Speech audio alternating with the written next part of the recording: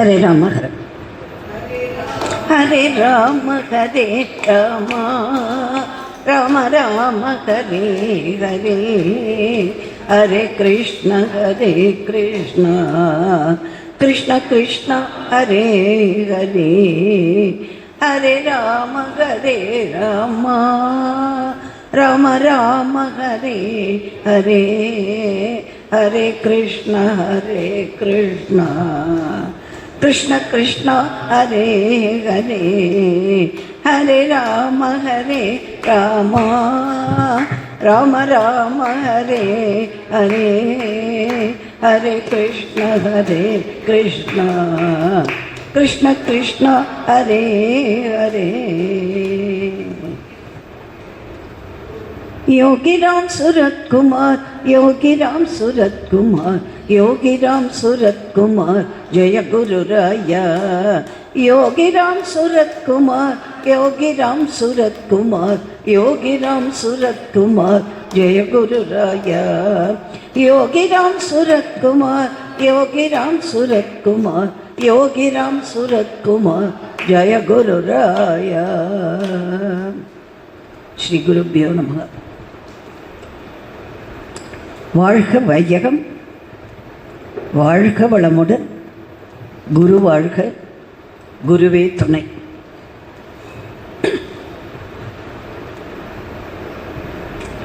உலகெல்லாம் உணர்ந்து ஓதற்கரியவன் நிலவுலாவிய நீர்மலிவேணியன் அழகில் ஜோதியன் அம்பலத்தாடுவான் மலர் சிலம்படி வாழ்த்தி வணங்குவான். பூழியர்கோன் வெப்பொடித்த புகழியர்கோன் கடல் போற்றி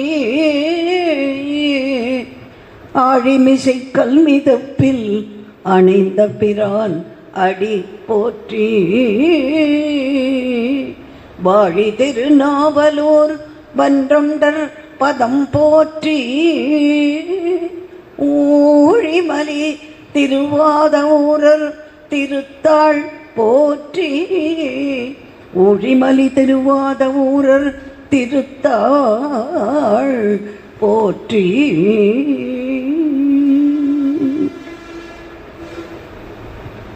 தில்லைவாழ் அந்தனரே முதலாகச் சீர்படைத்த தொல்லையதாம் திருத்தொண்ட தொகையடியார் பதம் போற்றி ஒல்லை அவர் புராண கதை உலகறிய விரித்துரைத்த செல்வமணி குன்றத்தூர் சேக்கிழார் அடி போற்றி.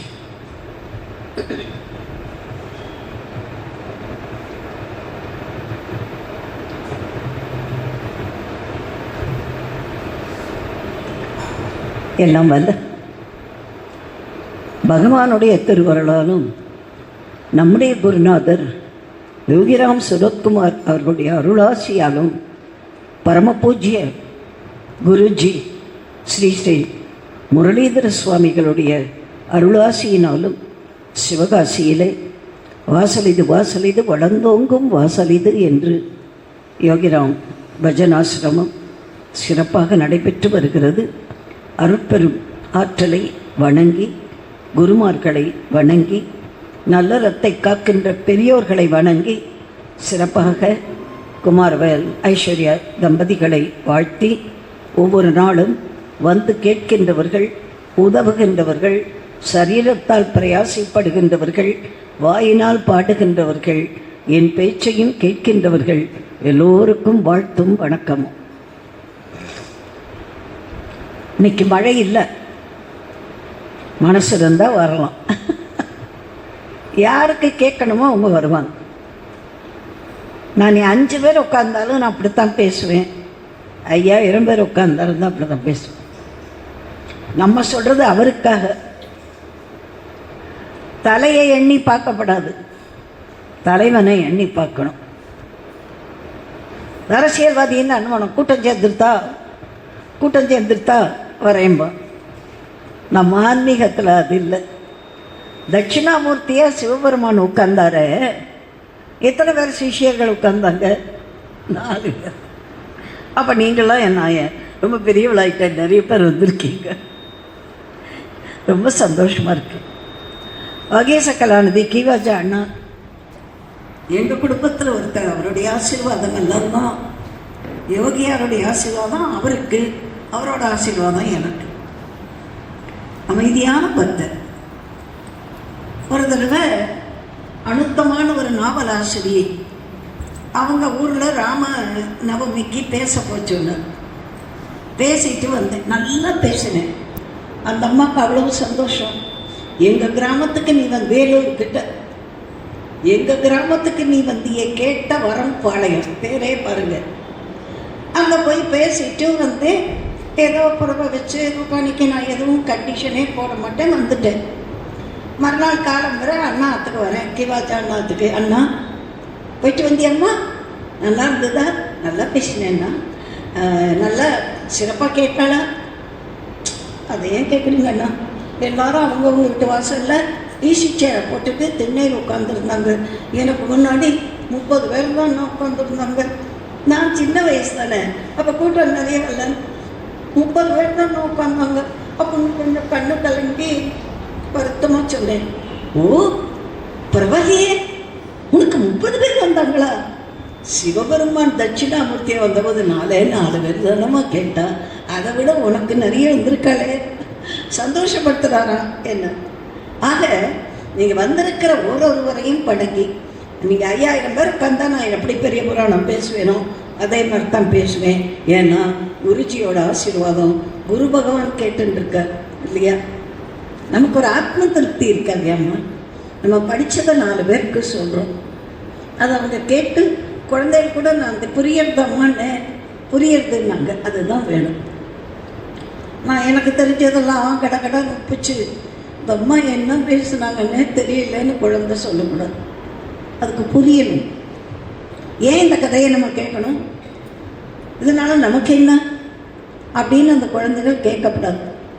ஓ இந்த பதிகத்தை பாடினா நோய் தீருமா, இந்த பதிகத்தை பாடினா கிரகங்களால் துன்பம் வராதா, அதெல்லாம் தெரிஞ்சுக்கணும். அப்போ அந்த குழந்தைகளுக்கு பின்னால் அதை படிக்கும்போது, ஓ இதுதான் இந்த அம்மா இன்னைக்கு சொன்னாங்களோ அப்படின்னு ஞாபகம். புரியுதா? அம்மா அமிர்தம் தெரிஞ்சு சாப்பிட்டாலும் தெரியாமல் சாப்பிட்டாலும் வளர்க்கும் ஆயுஷ். விஷம் தெரிஞ்சு உள்ள போனாலும் தெரியாமல் உள்ள போனாலும் கொல்லும். நம்ம அமிர்தத்தை சாப்பிடுவோமே, எனக்கென்ன? சரி, இப்போ பாருங்க, இன்னைக்கு தாயுமானவனின் தாய், நேற்றுக்கு ஞானத்தாய். அம்மா கேட்டாங்க, ஞானத்தாய்ன்னு யாரை சொல்ல போகிறாங்க அப்படின்னு யோசித்தேன். அப்புறம்தான் ஞான சம்பந்தன் என்ற ஞான குழந்தைக்கு ஞானத்தால் தாயாக நின்றவர் மங்கையர்க்கரசி அப்படின்னு புரிஞ்சு விட்டேன். நான் சந்தோஷம். இன்னைக்கு தாயமானவனுக்கு தாய். அம்மா நீங்கள் சிவகோயில் போகிறீங்க இல்லையா, அந்த 63 வரிசையாக இருக்காங்க இல்லையா, அது எல்லாரும் நின்றுட்டுருப்பாங்க, 4 நின்றுட்டுருப்பாங்க, அத்தனை அடியார்களும் நின்றுட்டுருப்பாங்க. ஒரே ஒரு அம்மா மட்டும் இப்படி உட்கார்ந்துருப்பார். யார் தெரியுமா? காரைக்கால் அம்மையார், புனிதவதியார். அந்த அம்மா தான் அப்பனுக்கே அம்மையானவர். அப்பா யார்? உலகத்துக்கெல்லாம் அம்மையே அப்பா ஒப்பிலாமணியே. அம்மையப்பன் யாரு? ஆண்டவர் சிவபெருமான். அவரே மண்ணுலகத்தில் பிறந்த ஒரு பொண்ணை பார்த்து அம்மா அப்படின்னு கூப்பிட்டாருன்னா எவ்வளோ பெரிய பாக்கியம். அம்மா என்னை பார்த்து நம்முடைய குருஜி அக்கான்னு கூப்பிட்டாங்கன்னா எனக்கு அவ்வளோ சந்தோஷமாக இருக்கும். என் கூட பிறந்த தம்பி அக்கான்னு கூப்பிட்டா கூட ஒரு சந்தோஷம் இருக்காது. உலகமே குருஜி என்று கும்பிடுகிற ஸ்ரீ ஸ்ரீ முரளிதர சுவாமிகள், அக்கா நீ நல்ல காரியம் பண்ணிகிட்டே இருக்கக்கா அப்படின்னு சொல்லும்போது மனசுக்குள்ள ஒரு சந்தோஷம், பாக்கியம் பண்ணியிருக்கேன். அது மாதிரி ஆண்டவனே பார்த்து அம்மா அப்படின்னு கூப்பிட்டா அந்த மண்ணுலகத்தில் பிறந்த ஒரு பெண்ணுக்கு எவ்வளோ பெரிய பாக்கியமா நினைச்சு பார்க்க முடியுமா? அவளுக்கு இந்த உலகத்தில் ஒரு குழந்தை பாக்கியம் கிடைக்கல. சுவாமி என்ன பண்ணார்? உலகத்து குழந்தை என்னத்துக்கு உனக்கு, நானே உனக்கு புள்ள, நீ எனக்கு அம்மான்ட்ட. இதை விட பாக்கியம் யாருக்குமா வேணும்? அந்த அம்மா பற்றி தான் இன்னைக்கு சொல்ல போகிறேன். காரைக்கால் அம்மையார்னு பேர். அப்பா அம்மா வச்ச பேர் புனிதவதி. பிறந்த இடம் காரைக்கால், அதனால காரைக்கால் அம்மையார் ஆயிட்டாங்க. சரி, பேயார் என்று சொல்லுகிறார். இந்த பேய் தானே அப்படி பயமுறுத்துகிற பேயார். இந்த சினிமாலாம் வருது, காஞ்சனா முனியின் எல்லாம் வருது, அது மாதிரி அப்பா சினிமாலாம் ரொம்ப பார்க்கல, அப்பா போய் தப்பா. அப்புறம் இந்த அரண்மனைன்னு ஒன்று வரும், அதில் பேய் வரும். அப்புறம் வேறு என்னமோ பேய் படம் வருமோ தெரியாது, நம்ம பார்க்குறது நல்லதாகவே பார்ப்போமே. அந்த பேய் அல்ல, வானமும் மண்ணும் வணங்கு பேய் வடிவம். உலகத்தாரும் மேலுலகத்தாரும் கும்பிடுகிற இறைவனை சுற்றி ஆடுகிற பேய். உடம்பை வெறுத்துட்டார், அதனால பேய் வடிவம். அடுத்தது, அந்த அம்மாவுக்கு கீதம் முன் பாடும் அம்மை. சுவாமி அப்படி தூக்கி நடனம் ஆடுறாரா, அந்த திருவடி கீழே உட்கார்ந்து பாடிக்கொண்டிருக்கிறார் அம்மா. இந்த நடனம் ஆடுறவங்களுக்கு பின்னாடி பதம் பாடுவாங்க இல்லையா, அது மாதிரி சுவாமி ஆடும்போது கீழே உட்கார்ந்து பதம் பாடிக்கொண்டிருக்கிறாரா என்னைக்கும் என்னைக்கும். அதனால தான் சில கோவிலில் பார்த்தீங்கன்னா நடராஜர், சிவகாமி, மாணிக்கவாசகர், இந்த பக்கம் காரைக்கால் அம்மையார் வச்சுருக்கோம். விவரமாக பண்ணுற ஒரு சிற்பிகள் அப்படி பண்ணும். சில இடத்துல மாணிக்கவாசகர் மட்டும் இருப்பார். நம்ம தெரிஞ்சுக்கணும். அப்படியே எலும்பு வடிவமாக இருப்பாங்க. அழகு என்னத்துக்கு? நம்ம தாய்மை வரும்போது அழகை ரசிக்கிறோமா? அம்மா நீ சாதாரணமாக கல்யாணம் ஆனவுடனே அழகாக இருக்க, மாசமான உடனே இங்கெல்லாம் கருவளையம் போட்டு, இங்கெல்லாம் குழி விழுந்து, கொஞ்ச நாள் ஆக ஆக வயிறு துருத்தி, அதுக்காக எந்த பொண்ணாவது எனக்கு அழகு போயிடும் நான் அம்மாவாக மாட்டேன்னு சொல்லுவாளாம்மா? எல்லா குழந்தையும் பெண்ணாகி தாயாக விரும்புவாள். மங்கை பருவம் அடைஞ்ச உடனே ஒரு கல்யாணம் பண்ணி அவளுக்கு ஒரு குழந்தை பிறந்தாத்தானே வாழ்க்கை. வேண்டாம்னெல்லாம் சொல்றவங்க துறவிகள், அது வேற. அந்த அம்மா அழகை உதவினாள், பேய் வடிவம் பெற்றாள்.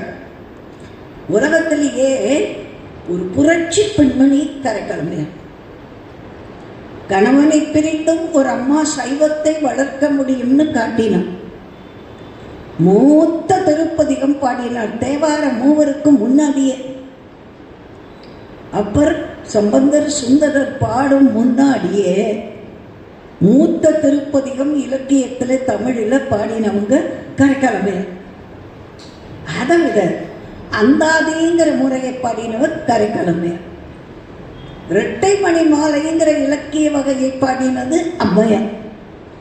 இசைப்பாட்டை முதல்ல களப்பிரர் காலத்திலே சமணமும் பௌத்தமும் சூழ்ந்திருந்த காலத்திலே அமைதியாக பாடியவர் காரைக்கால் அம்மையார். இவ்வளவு செஞ்சிருக்கிற அம்மாவை நம்மளாம் வணங்க வேண்டாமா? மடுத்த புனல் வேணியினார் அம்மை என மதுர மொழி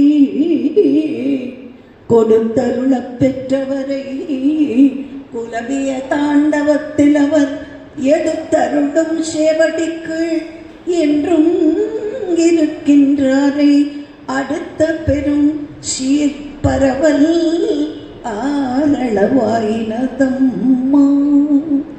அம்மா மடுத்த புனல் வேணியினார், கங்கையை சடையிலே கொண்ட கங்காதரன் சிவபெருமான் அம்மை எனக்கு அம்மா என்ற மதுர மொழி.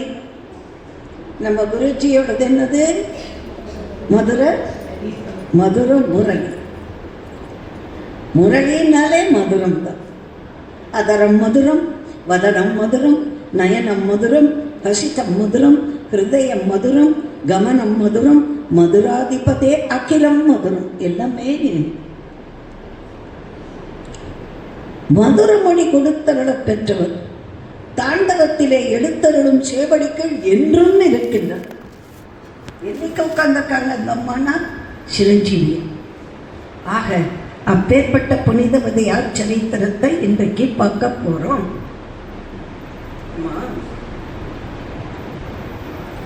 அலைக்கடல் வங்கங்களையும் கொண்டு வரும், சங்குகளை கொண்டு வந்து கரையிலே சிப்பிகள் முத்துக்களை ஈனும். அம்மா, சுவாதி நட்சத்திரம் முத்து பிறக்கின்ற நாள்.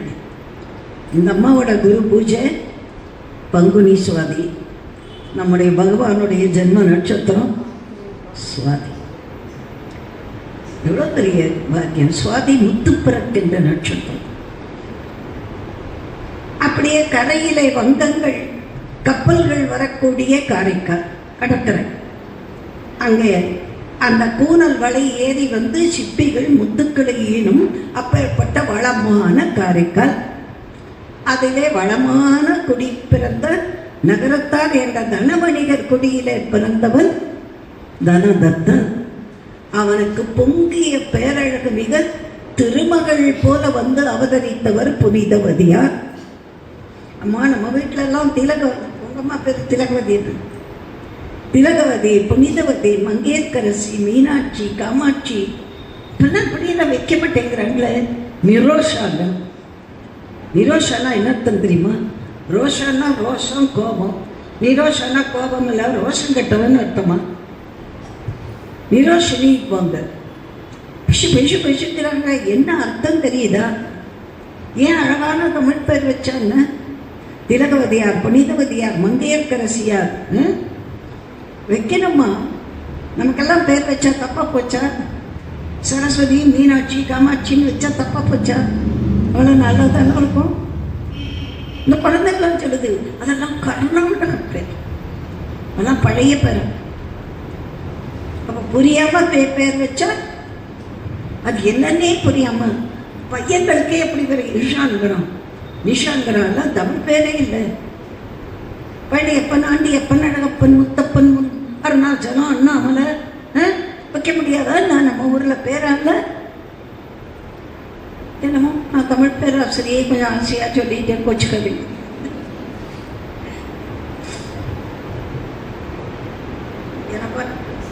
உன் பேர் என்ன? Very good. உன் பேரு? பிரியா. நல்லா நல்லா இருக்கு. அழகா பேர் வைங்க குழந்தைகளுக்கு. அம்மா, நம்ம குழந்தைக்கு நாராயணான்னு பேர் வச்சா தினம் நாராயணா கொஞ்சம் இப்படி வாங்க, நாராயணா கொஞ்சம் இதை எடுத்துன்னு போய், நாராயணா நாராயணான்னு எத்தனை தடவை சொல்கிறோம். ராமான்னு குழந்தைக்கு பேர் வைங்க. ஸ்ரீராம் இங்கே வாய, ஸ்ரீராம் கட்டி போயிட்டு வாய, ஸ்ரீராம் காப்பி குடிய, எத்தனை தடவை ஸ்ரீராம் ஸ்ரீராம் சொல்கிறோம்.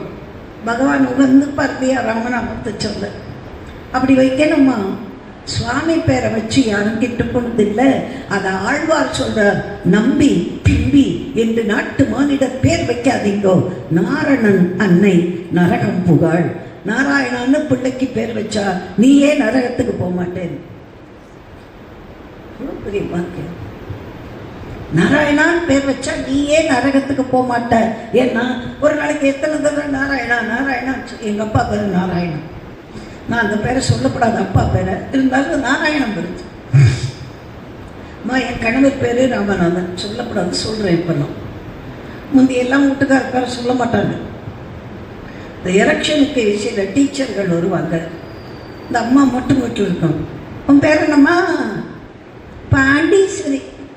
உன் வீட்டுக்கார் எழுதணும்மா, சொல்லுங்கம்மா. இந்த மலை இருக்குல்ல, மலை, 7 மலைகள் மலைங்க. இவர் ஒவ்வொரு மலையா கேட்பாரு. பசுமலையா, எந்த மலை? அழகர் மலையா. நம்மள போய் கும்பிடுவோமே. பழனி மலையா? அதுல நம்மளை பெத்தவங்க அப்பன். ஓ, பழனி அப்பனா? ஆமா, அந்த மூதேவி பேரு அதுதான். பேரு சொல்லப்படாதான் மூதேவியம். எப்படி இவ்வளவு கஷ்டப்பட்டு பழனி அப்பன்கிற பேரை கண்டுபிடிச்சதுக்கு அப்புறம் ஆமா, அந்த மூதேவி பேரு அதுதான். அடப்பாவி, 10 பதிவிரதா தெய்வமே, முதல்லையே பழனியப்பன்னு சொல்லியிருக்கலாங்க. நான் ராமநாதன் பேரை சொன்னேன். எங்கள் வீட்டுக்கு பேர் ஸ்ரீராம ஜெயம். எங்கள் வீட்டுக்கு அட்ரஸ் எழுதணும்னா சரஸ்வதி ராமநாதன், அப்போ ஒரு ராமா, ஸ்ரீராம ஜெயம் அடுத்த ராமா. முந்தி எங்கள் மாவட்டம் சிவகங்கையெல்லாம் பெரிய முன்னாடி மொத்தமாக நம்மளாம் ராமநாதபுரம் மாவட்டம். அப்போ ராமநாதபுரம் மாவட்டம். அப்போது எங்கள் போஸ்ட் மாஸ்டர் ராமதாஸ்னு ரொம்ப பக்தியான மனுஷன். அவர் சொல்லுவார், அம்மா உங்கள் பேர் அட்ரஸ் எழுதும்போது 3 தடவை ஸ்ரீராமன் வரான் பார்த்தீங்களா அப்படின்பார். அவர் அதை நோட் பண்ணியிருக்கார். என்னோட லெட்டர் ஹெட்லேயே சரஸ்வதி ராமநாதன், ஸ்ரீராம ஜெயம், பள்ளத்தூர், ராமநாதபுரம் மாவட்டம், அதுலேயே 3 இடத்துல ராமா வந்துருக்கு இல்லையா. அவன் எழுதுறவனுக்கு ஒரு புண்ணியமாக இருக்கும். அதை எங்கள் போஸ்ட் மாஸ்டர் தான் ஒரு சொன்னார், அம்மா உங்கள் அட்ரஸ் எழுதுறவங்களுக்கு 3 தடவை ராமநாமா எழுதுகிற புண்ணியம். நான் சொன்னேன், நீங்கள் ராமதாசர் அதனால அதை சொல்லியிருக்கீங்க. ரொம்ப பக்தியான மனுஷன். அவர் நாயுடு ரொம்ப மரியாதையாக இருப்பார். எனக்கு லெட்டர் வந்த சமயத்தில் வீட்டில் கொண்டு வந்து கொடுப்பார். அம்மா உங்களுக்கு எவ்வளோ முக்கியமான தபாலாக இருக்குமோ என்னமோ, நீங்கள் சாயங்காலம் ஆச்சுன்னா எங்கேயாவது ப்ரோக்ராம் போய்க்கிங்கன்னா உடனே பார்த்துக்கிட்டு ஃபோன் பண்ணிட்டு ஓடி வருவார். அந்த மாதிரி அன்பு. அதுதாங்க நம்ம தேடி வச்சிருக்கிற சொத்து. இப்போது எங்கள் வீட்டு கதவை எப்போனா 2-3 மாதத்துக்கு ஒருக்க போய் திறந்தேன்னா ரோட்டில் ஸ்கூட்டியில் காரில் பிறகு நிறுத்தி, என்னம்மா வீடு, ஓ நீங்கள் வந்திருக்கீங்களா அப்படின்னு கேட்டு போகணும். ரோடு மெயின் ரோட்டில் அடுத்து கேட்பாங்கம்மா காஃபி டீ சாப்பிட்டீங்களா, எதுவும் வாங்கிட்டோம்மா. கேட்டதே சந்தோஷங்க. இதுதான் நம்ம சம்பாதிக்கணும். நம்ம வேறு எதையும் சம்பாதிக்க வேண்டாம். அம்மா அமெரிக்காவில் ஒருனா ஃபிலடெல்ஃபியாவில் திடீர்னு ஸ்ட்ரைக். இந்த ட்ரெயின் ஒரே ஒரு நாள் தான் அங்கே ட்ரெயினில் போனேன். ஃபிலடெல்ஃபியாவில் நிறுத்திட்டோம். நீக்கிறவர்கள் நிறையா. பட்ட பகல கழுத்தத்தை சங்கிலியத்தின் பண்ணும். எனக்கு அவன் குழப்பழன்னு பேசுகிற இங்கிலீஷ் புரியல. லண்டனில் பேசுகிற இங்கிலீஷ் எனக்கு ரொம்ப நல்லா வரும். எனக்கு அமெரிக்கா கழகமா புரியாது. என்னை சுற்றி ஒரு நீக்ராக்காரி ஊற்றி இப்படி இருக்கா. நான் இப்படி உட்கார்ந்துருக்கேன். நல்ல வேலை தண்ணியோட மருமகன் எனக்கு செல்ல கையில் கொடுத்துருந்தார். ஏதாவது பிரச்சனைன்னா இந்த நம்பருக்கு கூப்பிடுங்கன்னு நம்பரை எழுதி கொடுத்துருந்தார். இந்த செல்லை வச்சுக்கிட்டு நான் நடுவில் மாட்டேங்க என்னை சுற்றி உடைய கற்பிகளாக இருக்கோம். சீலை வந்து அசோக் படத்தில் அரக்கிகளுக்கு மத்தியில் மாட்டேங்க மாட்டிட்டு இருக்கேன். அவளுங்களுக்கு தெரியாது நான் தமிழில் பேசுறது. அவனை கவலைப்படாதீங்க, ஸ்ட்ரைக் வாபஸ் ஆகிடும், நான் ஃபாலோ பண்ணிக்கிட்டே இருக்கேன், நான் ஸ்டேஷனில் காத்துட்டே இருக்கேன், எத்தனை நேரம் ஆனாலும் பயப்படாமல் வாங்க சுவாமி நான் மற்ற சொல்லிட்டு ஒன்றும் பயப்படாதீங்கோ. அப்போ நாங்கள் தூங்கவும் முடியலை, பசிக்கிறது. என் பையில் அன்றைக்கி 3000 அமெரிக்கன் டாலர் இருக்குது. போன இடத்துல பேச கொடுத்தல, பசிக்குது, ஒரு டம்ளர் ஒன்றும் கிடையாது. காப்பி கொடுக்க ஏர்போர்ட்டில் மூடிட்டான், ரயில்வே ஸ்டேஷன் மூடிட்டான். ஏதோ ஸ்ட்ரைக், பயங்கரமான ஸ்ட்ரைக்கு. நட்ட நடுவில் உட்காந்துருக்கேன். தண்ணி குடிக்கிறதுக்கு பாட்டில் வாங்க முடியலம்மா, காசு இருக்கு, காசை சாப்பிட முடியுமா? 3000 அமெரிக்க டாலருக்கு கீழ்ச்சி சுவாகா பண்ண முடியுமா? உத்துரு பார்க்காத போது அங்கெல்லாம் வாஷ் பேசின்லேயும் நல்ல தண்ணி தான் வரும். திறந்து அதை குடிச்சேம்மா. இன்னைக்கு சொல்கிறேன், போய் சொல்ல மாட்டேன். கை நிறைய பணம் இருக்குது, என்ன செய்ய முடியும்? ஒரு அனுபவத்தில் வந்து அம்மா காப்பி வாங்கி தட்டுமா, எப்போ வந்தீங்க அப்படிங்கிறதாக நம்ம இப்படி மனுஷால தேடி இருக்கோமே. இந்த அன்பு தான் நமக்கு. பசியோடு இருக்கிற நேரம் வாஷ் பேசின் தண்ணி எடுத்து குடிக்கிற மாதிரி கஷ்டப்படும் போது தான் இந்த அன்பு அர்த்தம் தெரியும். ஒரு டம்ளர் தண்ணி கிடைக்காத நேரத்தில் நம்ம கதவை திறந்து வச்சோன்னு காஃபி வாங்கி தட்டுமா கேட்டாலே போது, குடிக்கவே வேண்டாம். அதான் அன்பு. அந்த அன்பு நிறைந்திருக்கிறவர்கள் இருக்கிற உலகம்தான் இந்த உலகத்தையே அட்டி வைக்கக்கூடியது. சரி, நம்ம இப்போ காரைக்கால் அம்மையார் போகிறோம். அந்த தனவடிகர் குடியிலே பிறந்த காரைக்கால் அம்மையார் என்ற புனிதவதி, அவங்க அப்பா அம்மாவும் நல்ல தர்ம சிந்தனை. அப்பா அம்மா தர்ம சிந்தனையில் இருந்தால் குழந்தைகளுக்கு தர்ம சிந்தனை வரும். நம்ம எதை பயிர் பண்ணுறோமோ அதுதான் வளம். நம்ம பூஜை பண்ணும்போது குழந்தைய கூப்பிட்டு சாமி கும்பிடு அப்படின்னா அதுக்கு குழந்தையிலேயே பக்தி வரும். வா பஜனாசிரமத்துக்கு போகலாம், 4 நாமம் சொல்லு அப்படின்னு பழக்கினா அந்த குழந்தை பெருசானாலும் பஜனாசிரமத்துக்கு வரும். எங்கள் அப்பா அம்மா என்னை பச்சை குழந்தையாக இருக்கும்போது 5 வயசில் கூட தியாக பிரம்ம மகோத்சவம், கச்சேரி, கந்த சஷ்டி விழா, பிரசங்கம்னா கூட்டிகிட்டு போவாங்க. தெரியுமோ தெரியாத உட்காந்து கேளு. அதுதான் இன்னைக்கு நான் உட்காந்துருக்கேன் மேடையில். நாங்கள் பார்க்காத கச்சேரி கிடையாது, கேட்காத கச்சேரி கிடையாது, பார்க்காத நடன கச்சேரி கிடையாது. தேவக்கோட்டையில் நான் பிறந்த ஊர் தேவக்கோட்டை. அங்கே அப்படி அப்பா அம்மா வளர்த்ததுனால தான் நம்ம பக்தியை தவிர இந்த பக்கம் அந்த பக்கம் போல. ஏன்னா கண்ணதாசன் ஒரு தடவை சொன்னார், அரசியலோ சினிமாவோ உனக்கு ஒத்துக்காது, ஆன்மீகம் மட்டும்தான் உனக்கு. கரெக்டாக சொன்னார். உனக்கு ஆன்மீகம் மட்டும்தான், வேற எந்த துறைக்கும் போகாதே, அது உனக்கு பொருந்தாது அடிச்சு சொன்ன. நானும் கெட்டியாக பிடிச்சிட்டேன். வேற எந்த பக்கம் போல, அரசியல் பக்கம் போல, சினிமா பக்கம் போல, ஆன்மீகம் மட்டும் போதும். அப்படி ஒவ்வொருத்தருக்கும் ஒரு துறை உண்டு. இந்த புனிதவதியை சின்ன குழந்தையிலிருந்தே எப்படி வளர்த்தார்கள்? அன்பு நெறி, அறநெறி, சைவ நெறி, அருள் நெறி, பக்தி நெறி, இப்படியே வளர்த்தார்கள். இப்போ புனிதவதின்னு பேர் வச்சதுக்கு சொன்னேன்னா, நல்ல பேர் வச்சாக்க எல்லாரும் அந்த நாமத்தை சொல்லுவாங்க. அதுக்கு தான் சொல்ல வந்தேன். அம்மா அப்பா சரஸ்வதி பேர் வச்சாங்க. ராமநாதன்னாக்க எனக்கு அட்ரஸ் எழுதும்போது 3 இடத்துல ராமநாமம் வரும். இதெல்லாம் நமக்கு நம்ம பாக்கியம். அது மாதிரி உங்களுக்கு நல்ல சுவாமி பேரை வச்சா உங்கள் அம்மாவை நான் சுவாமி பேரை சொல்லி சொல்லி கூப்பிடுவாங்கல்ல, மீனாட்சி வாம்மா, மீனாட்சி சாப்பிடுமா, அப்படி கூப்பிடுவாங்க இல்லையா? அதெல்லாம் ஒரு சந்தோஷம். நல்ல பேர் புனிதவதி. மகாலட்சுமி மாதிரி இருக்காங்களாம். பொங்கிய பேரழகில் புனிதவதியார். அந்த பொங்கிய பேர் நாமெல்லாம் அழகு பண்ணிக்கணும். அந்த அம்மா கிட்ட அழகு போய் சேர்ந்தது. நம்ம கண்ணு சின்னதா போச்சுன்னா என்ன பண்றோம்? மைய பெருசாயிட்டு. தலைமுடி நரைச்சு போச்சா மூஞ்சியெல்லாம் பள்ள விழுந்து போச்சா பவுடர் வாங்கி போட்டா பிடிக்கிறோம். இதெல்லாம் எத்தனை நேரம் நோக்கும்? நாமளா செயற்கையா பண்ணிக்கிற அழகு தெரிஞ்சுதானே போகும். வயசுக்குள்ளது. திடீர்னு இப்போ மேக்கப் பண்ணிட்டு நான் 18 வயசா காட்டிக்க முடியுமா? காட்டிட்டாலும் அது நிற்குமா? செயற்கையா. வயசுக்குள்ளது.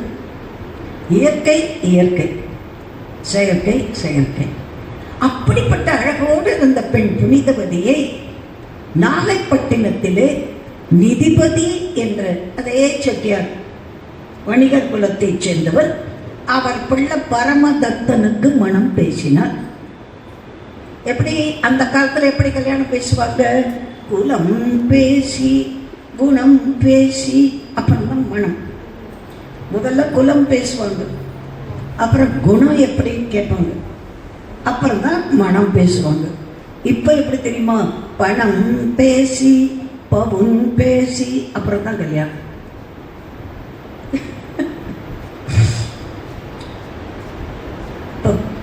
சொர்க்கத்தில் நிச்சயிக்கப்படலை திருமணம், ரொக்கத்தில் நிச்சயிக்கப்படுகிறது. நான் ஒரு கல்யாணம் பேசினேம்மா. நான் நிறைய ஃப்ரெண்ட்ஸ்க்கெல்லாம் கல்யாணம் பேசுவேன். மாப்பிள்ளை வீட்டில் உட்காந்துருக்காங்க, இப்படி பொண்ணு வீட்டில் உட்காந்துருக்காங்க. மிஸ் நீங்களே சொல்லுங்க, நான் இப்போ தான் முதல்ல பையனுக்கு கல்யாணம் பண்ணுறேன், 4 பேருக்கு ஜவுளி வாங்கி கொடுக்க வேண்டாமா, நாங்கள் அத்தனை பேரையும் பஸ் வச்சு கூட்டிகிட்டு வர வேண்டாமா, அதுக்கெல்லாம் செலவாகும்ல. நம்ம இத்தனை நாள் நீங்கள் சாப்பிடாமல உட்காந்துருந்தீங்க, பஸ்ஸில் போகாமல இருந்தீங்க, இன்னும் பொண்ணு வீட்டில் தான் கறக்கணும்னு இல்லை. கல்யாணம்னா எல்லாத்தையும் நாங்களே பண்ண முடியுமா? பொண்ணு வீட்டில் கொடுக்கத்தானே வேணும் அப்படின்னாங்க. நான் உடனே பொண்ணு வீட்டில் கேட்டேம்மா, அவங்க அப்படி கேட்குறாங்களே, உங்களால் என்ன செய்ய முடியும்? அவங்க ஓப்பனாக சொன்னாங்க, எங்களால் இப்போ பவுன் விற்கிற விலைக்கு 30 பவுன் தான் போட முடியும். சரி, மாப்பிள்ளைக்கு 5 பவுன் தான் போடுவோம். சரி, அதுக்கப்புறம் வேறு என்ன பண்ணுவீங்க? பாத்திரம் பண்டமெல்லாம் கொடுப்போம், ஒரு மிக்சி, ஒரு கிரைண்டர், ஒரு கட்டில், ஒரு பீரோ. என்னைக்குங்க வரிசையாக சொன்னாங்க. எல்லாத்தையும் குறித்தேன். ஏன்னா நாளை பின்ன நம்மளை திட்டப்படாதுல்ல. இவன் நடுவில் பேசி ஏமாத்திட்டானு, என்னென்ன கொடுக்குறாங்கன்னு எல்லாம் பேசிட்டு அவங்க சொன்னாங்க இத்தனை பவுன் மாப்பிள்ளைக்கு, இத்தனை பவுன் பொண்ணுக்கு, இத்தனை சேலை எடுப்போம், மாப்பிள்ளைக்கு பட்டு வேஷ்டி எடுப்போம், எல்லாம் எழுதிட்டு அவங்கக்கிட்ட கொடுத்துட்டு, ஆமாங்க நீங்கள் மாப்பிள்ளை வீடு பொண்ணுக்கு என்ன போடுவீங்க? நாங்களா அவங்க போட்டிருக்கிறதெல்லாம் சரியா இருக்கான்னு எடை போடுவோம், குறைஞ்சதுன்னா சண்டை போடுவோம். அவங்க 2 போடுறாங்க, சிரிக்கிற பாருங்க குழந்தை. சரியா இருக்கான்னு எடை போடுவாங்களாம், குறைஞ்சி போச்சுன்னா சண்டை போடுவாங்களாம். அப்படியா கல்யாணம்? இன்னாருக்கு இன்னார் என்று எழுதி வைத்தானே தேவன் அன்று. இப்போ நாளுக்கு நாள் கல்யாண செலவு லட்சத்துலேருந்து இப்போ கோடிக்கு போயிட்டு போது. ஏழைகள் என்ன பண்ணுவாங்கம்மா? ஏழைகள் என்ன பண்ணுவாங்க? இந்த காசுனால எத்தனை தற்கொலை, எத்தனை கொலை பார்த்தீங்கல்ல. அங்கே அன்புக்கு மரியாதை இல்லாமல் போச்சு, காசுக்கு தானே முக்கியத்துவம் போச்சு. எத்தனை கொடுமையான, நான் அதெல்லாம் சொல்ல வேண்டும் பார்க்குறீங்கல்ல. ஆனால் அந்த காலத்தில் நல்ல குலமா, நல்ல குணமா, நல்ல பொண்ணா, நல்ல மாப்பிள்ளையா கல்யாணம். பொண்ணு வீட்டுக்கு வந்து தான் கேட்பாங்க, மாப்பிள்ளை வீடு உங்கள் பொண்ணை கொடுங்க. இப்போ பாடுறான்ல, மாமா உன் பொண்ணை கொடுன்னு கேட்குறான்ல. குழந்தைலாம் சந்தோஷமாக சிரிக்கட்டும். பொண்ணு வீட்டில் வந்து தான் உங்கள் பொண்ணை கொடுங்கன்னு கேட்பாங்க. பொண்ணு வீட்டில் வச்சு தான் கல்யாணம் பண்ணி கொடுத்து புருஷன் வீட்டுக்கு அனுப்புவாங்க. அதுதான் அந்த காலத்து முறை. இப்போவும் பல சமுதாயங்கள் அப்படி தான். பொண்ணு வீட்டுக்கு வந்து பொண்ணை கல்யாணம் பண்ணி அழிச்சின்னு போகிறது. இப்போ அடிமிடைத்தார் தனதத்தன் அணிமாடத்துள் புகுந்து தெளிதல் நூல் விதி வழியே செயல் முறைகள் செய்தமைத்து தளிரடி மென்னகை மயிலை தாதமிழ்த்தார் காளைக்கு கடிமகள் சுற்றம் போற்ற கல்யாணம் செய்தார்கள். செட்டியார் வீடுகளில் மட்டும்தான் இப்பவும் கல்யாணம் என்ற வார்த்தை. நாங்கள் கல்யாணம் தான் சொல்லுவோம். திருமணம், வாழ்க்கை ஒப்பந்தம், வதுவை அப்படின்லாம் தமிழில் இருக்கு. ஆனால் கல்யாணம் என்று சொல் ஒரு அர்த்தம். எப்போ கல்யாணம் அப்படித்தானே கேட்குறேன். ஒரு மங்களமான வார்த்தை. ஆக தளிரடி மென் நகை மயிலை, பெண்ணை மயில்னு சொல்லுவாங்க. ரைட். தாதவிழ்தார் காளைக்கு மாப்பிள்ளை காளைன்னு சொல்லுவாங்க. ஆனாலும் அங்கே ஏதோ கொஞ்சம் நெருடல். கொஞ்சம் யோசிச்சு பாருங்களேன். மயில் அப்படி தரையிலையும் நடக்கும், கொஞ்சம் உயரத்துலேயும் பறக்கும். நம்ம பகவான் ஆசிரமத்தில் போனால் மயில் அப்படி சுற்றி சுற்றி வரும். நான் காலையில் எழுந்திரிச்சு கொஞ்சம் பொறி போட்டேன்னா எனக்கு தினமும் ஒரு இறகு கொடுக்கும். அது என்னமோ சொல்லி வச்ச மாதிரி அதை சாப்பிடும். பக்கத்தில் தண்ணி வச்சுருப்போம், குடிக்கும், ஒரு இறகு போட்டு போகும். தினம் நான் பத்திரமா எடுத்து கொண்டு வருவேன். அம்மாட்ட காமிப்பேன், தேவைக்க மாட்டேன். அம்மா இன்னைக்கு எனக்கு கிடச்சிருக்கேன் அப்படின்பேன். வச்சுருக்கோ மிஸ் அப்படிப்பாங்க. நான் கொண்டு வருவேன், சொல்லித்தான் கொண்டு வருவேன். அங்கே வைக்கவாம இல்லை, உங்களுக்கு கொடுத்துருக்கார் பகவான், எடுத்துக்குவாம்மா. தினம் நான் இருக்கிற காட்டேஜுக்கு வரும், இத்தனை பொரிய போடுவேன், அது சாப்பிட அதை பார்த்து ரசிப்பேன், ஃபோட்டோ எடுப்பேன், ஒரு இறகு போட்டு போயிடும். மயிலே இறகு போடுன்னா போடாது, அதுவாக போடும். எனக்கு ஒரு பெரிய ஆசீர்வாதம் மாதிரி இருக்கும். நான் பகவானே எனக்கு கொடுத்த மாதிரின்னு நினைப்பேன். நான் இந்த சென்டிமெண்ட்லாம் கொஞ்சம் பச்சை குழந்தை மாதிரி இருப்பேன். அந்த இறகெல்லாம் எடுத்து வச்சுக்குவேன். அம்மா வரும்போது காட்டுவேன், அம்மா இன்னைக்கு கிடச்சிதும்மா, உங்களுக்கு தான் கொடுத்துருக்கார் பகவான், எடுத்துக்குவோம் அப்படிம்பாங்க. இல்லாட்டி அங்கேயே நான் சொல்லாமல் எடுத்துன்னு வரக்கூடாது இல்லையா? எதுக்கு சொல்ல வரேன்? மயில் கொஞ்சம் தரையிலேயே நடக்கும், கொஞ்சம் உயரத்துலேயும் பறந்து மேலே உட்காரும். ஆனால் காளை தரையில் மட்டும்தான் நடக்கும். பரமதத்தன் இந்த உலக வாழ்க்கைக்கு கணவன், இந்த உலக வாழ்க்கைக்கு பிள்ளை, இந்த உலக வாழ்க்கைக்கு ஒரு பணியன், இந்த உலக வாழ்க்கையில ஒரு பக்தன். ஆனா காரைக்கால் அம்மையார் உலக வாழ்க்கையை தாண்டி அருளியலுக்கு பறந்து ஆண்டவனுக்கே அம்மாவாகிற உயரத்துக்கு பறந்தவர். அதனால்தான் அம்மாவை மயில்னு உயரத்துல சொல்லி இவனை காளைன்னு தரையில நடக்கிறவன். புரியுதா? சேக்கிடார் தெரியாம உவமை சொல்ல மாட்டார். அருமையா கல்யாணம் நடக்குது. திருமணம் என்பது ஒரு உடம்போட உடம்பு சேர்றதுக்கு இல்லை, ஒன்றோடு ஒன்றாக உயிர் சேர்ந்த பின்னே, உயிர் சேர்ந்த பின்னே உலகங்கள் நமையன்றி வேறேதுமில்லை, வேறேதுமில்லை. கண்ணதாசன் சொன்னார், ஒன்றோடு ஒன்றாக உயிர் சேர்வது. ரெண்டு ஜீவன்களின் சங்கமும் கல்யாணம். உடம்போட உடம்பு சேர்ந்து கல்யாணம் பண்ணிட்டா மிருகம் சேர்ந்து பறவை அப்படிதான் சேர்ந்து கல்யாணம் பண்ணி இல்லை. மனிதனுக்கு மட்டும்தான் இத்தனை சம்பிரதாயம் சடங்கு. எதுக்கு? இது வெறும் உடம்பு சேர்றதுக்கு இல்லை, ரெண்டு ஆன்மாக்களின் சங்கமம். அப்படி இல்லறம் நடத்தினா நல்லா இருக்கும். மிருகம் மாதிரி நாங்களும் குடும்பம் நடத்தணும், உடல் உறவு கொண்டோம், குழந்தைகளை பெற்றோம், மிருகம் மாதிரி வாழ்ந்தோம்னா அவன் மனுஷனே இல்லை. அங்கே பக்தி பயிர் எப்படி வளரும்? அங்கே ஆன்மீகம் எப்படி செழிக்கும்? குழந்தைய பெற்றேன், சம்பாதிச்சேன், வீடு கட்டினேன், கார் வாங்கினேன், அவ்வளோதான். அதில் என்னம்மா சாரம் இருக்குது வாழ்க்கை? கொஞ்சம் யோசிச்சு பாருங்களேன். வாசலில் போகிற பண்ணி, தெருவில் குலைக்கிற நாய், அதுவும் ஒரு பெண்ணு நாயை பார்த்தா ஒரு ஆண் நாய் உறவு கொள்வது. கொஞ்ச நாள் ஆன உடனே அந்த நாய் ஒரு 4 குட்டியை போடுறது, 4 பண்ணி 10 குட்டியை போடுது. அதுவும் பால் குடிக்குது, அதுவும் சாக்கடையில் கிடக்கு, இதுவும் அழுக்கில் குப்பை தொட்டியில் கிடக்கு, அதுவும் வளருது, இதுவும் வளருது. அது இன்னொரு இனத்தை கட்டிக்குது, அதுக்கு ஒரு குட்டி பிறக்கிறது. இப்படி தானே நடக்குது. வேற அதுகளுக்கு ஏதாவது குறிக்கோள் உண்டா?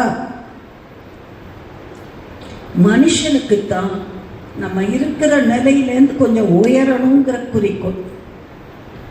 நாய்க்கு கிடையாது, பன்றிக்கு கிடையாது. அதனால தான் அரிது அரிது மானிடராதல் அரிது. மானிடராக பிறந்த காலையும் கூன் குருடு செவிடு பேடு நீக்கி பிறத்தல் அரிது. பிறந்த காலையும் ஞானமும் கல்வியும் நயத்தல் அரிது. என்ன ஞானம்? பகவான் இருக்கார், அவர் நாமத்தை சொல்லணும், நம்ம கொஞ்சம் ஈடேறணும், பிறக்கப்படாது, திரும்ப திரும்ப பிறந்து சாகப்படாது. இதெல்லாம் மனுஷன் தானே. மனத்தால் நடப்பவன் மனிதன், காலால் நடப்பது கால்நடை. கால்நடைக்கு மனுஷனுக்கு நம்மளும் காலால் தான் நடக்கிறோம். ஆனால் என்னை பார்த்து யாராவது கால்நடையே வருக அப்படின்னா நான் சும்மா இருப்பேனா? என்னை பார்த்தா என்ன மிருகம் மாதிரி இருக்கா? நீ காலால் தான் நடக்கிற. அது வெறும் காலால் நடக்குதுடா. நான் மனத்தினுடைய ஏவலால் நடக்கிறேன். அது பாட்டு போகும். நான் அப்படியா? சிவகாசியா வந்துருச்சா? கார்னேஷன் காலனி வந்துருச்சா? ஞானகிரி நடத்தர் வந்துருச்சா? குமாரவேல் தம்பி வீடு வந்துருச்சா? பார்த்தேங்க, இது மனத்தினால் நடப்பது மனிதன். இதெல்லாம் தெரிஞ்சுக்கணும் குழந்தைகளும். மனுஷனுக்கு கால்நடைக்கு என்ன வித்தியாசம்? காலால் மட்டுமே நடந்து போவது கால்நடை, மனத்தின் ஏவலால் நடப்பவன் மனிதன். இல்லறத்தை மட்டும் பார்த்தான் பரமதத்தன். கடைக்கு போவான், சம்பாதிப்பான், வீட்டுக்கு கொண்டு வருவான். ஆனால் அந்த அம்மா குடும்பத்தில் இருந்து கொண்டே சிவநேயத்தை வளர்த்தார். எப்படி வளர்த்தார்? நம்பரடியார் அணைந்தால் நல்ல திரு அமுதளித்தும் செவ்வொன்னும் நவமணியும் செழுந்துகிலும் தம்பறிவினால் அவர்க்கு தகுதியில் வேண்டுவ கொடுத்து உம்பர் பிரான் திருவடிக்கு உணவு மிக ஒழுகினார். எப்படி வந்து அடியார்கள் வந்தால் சாப்பாடு போடுவார், ஆடை வாங்கி கொடுப்பார், காசு கொடுப்பார். அப்பெல்லாம் பொற்காசு கொடுப்பாங்க. அப்பதான் பவுன் 3 ரூபா விட்ட காலம். எங்க மாமனாருக்கு ஒரு பெரிய பாடசாலையில், வேத பாடசாலையில் ஆசிரியர், வடமொழி விற்பனர். செட்டிநாட்டில் அவருக்கு 13 ரூபா சம்பளம். தேவகோட்டையில் 13 ரூபா சம்பளம். 13 ரூபாய்க்கு ஒரு பவுன். பாடசாலையில் வீடு கொடுத்துருக்காங்க.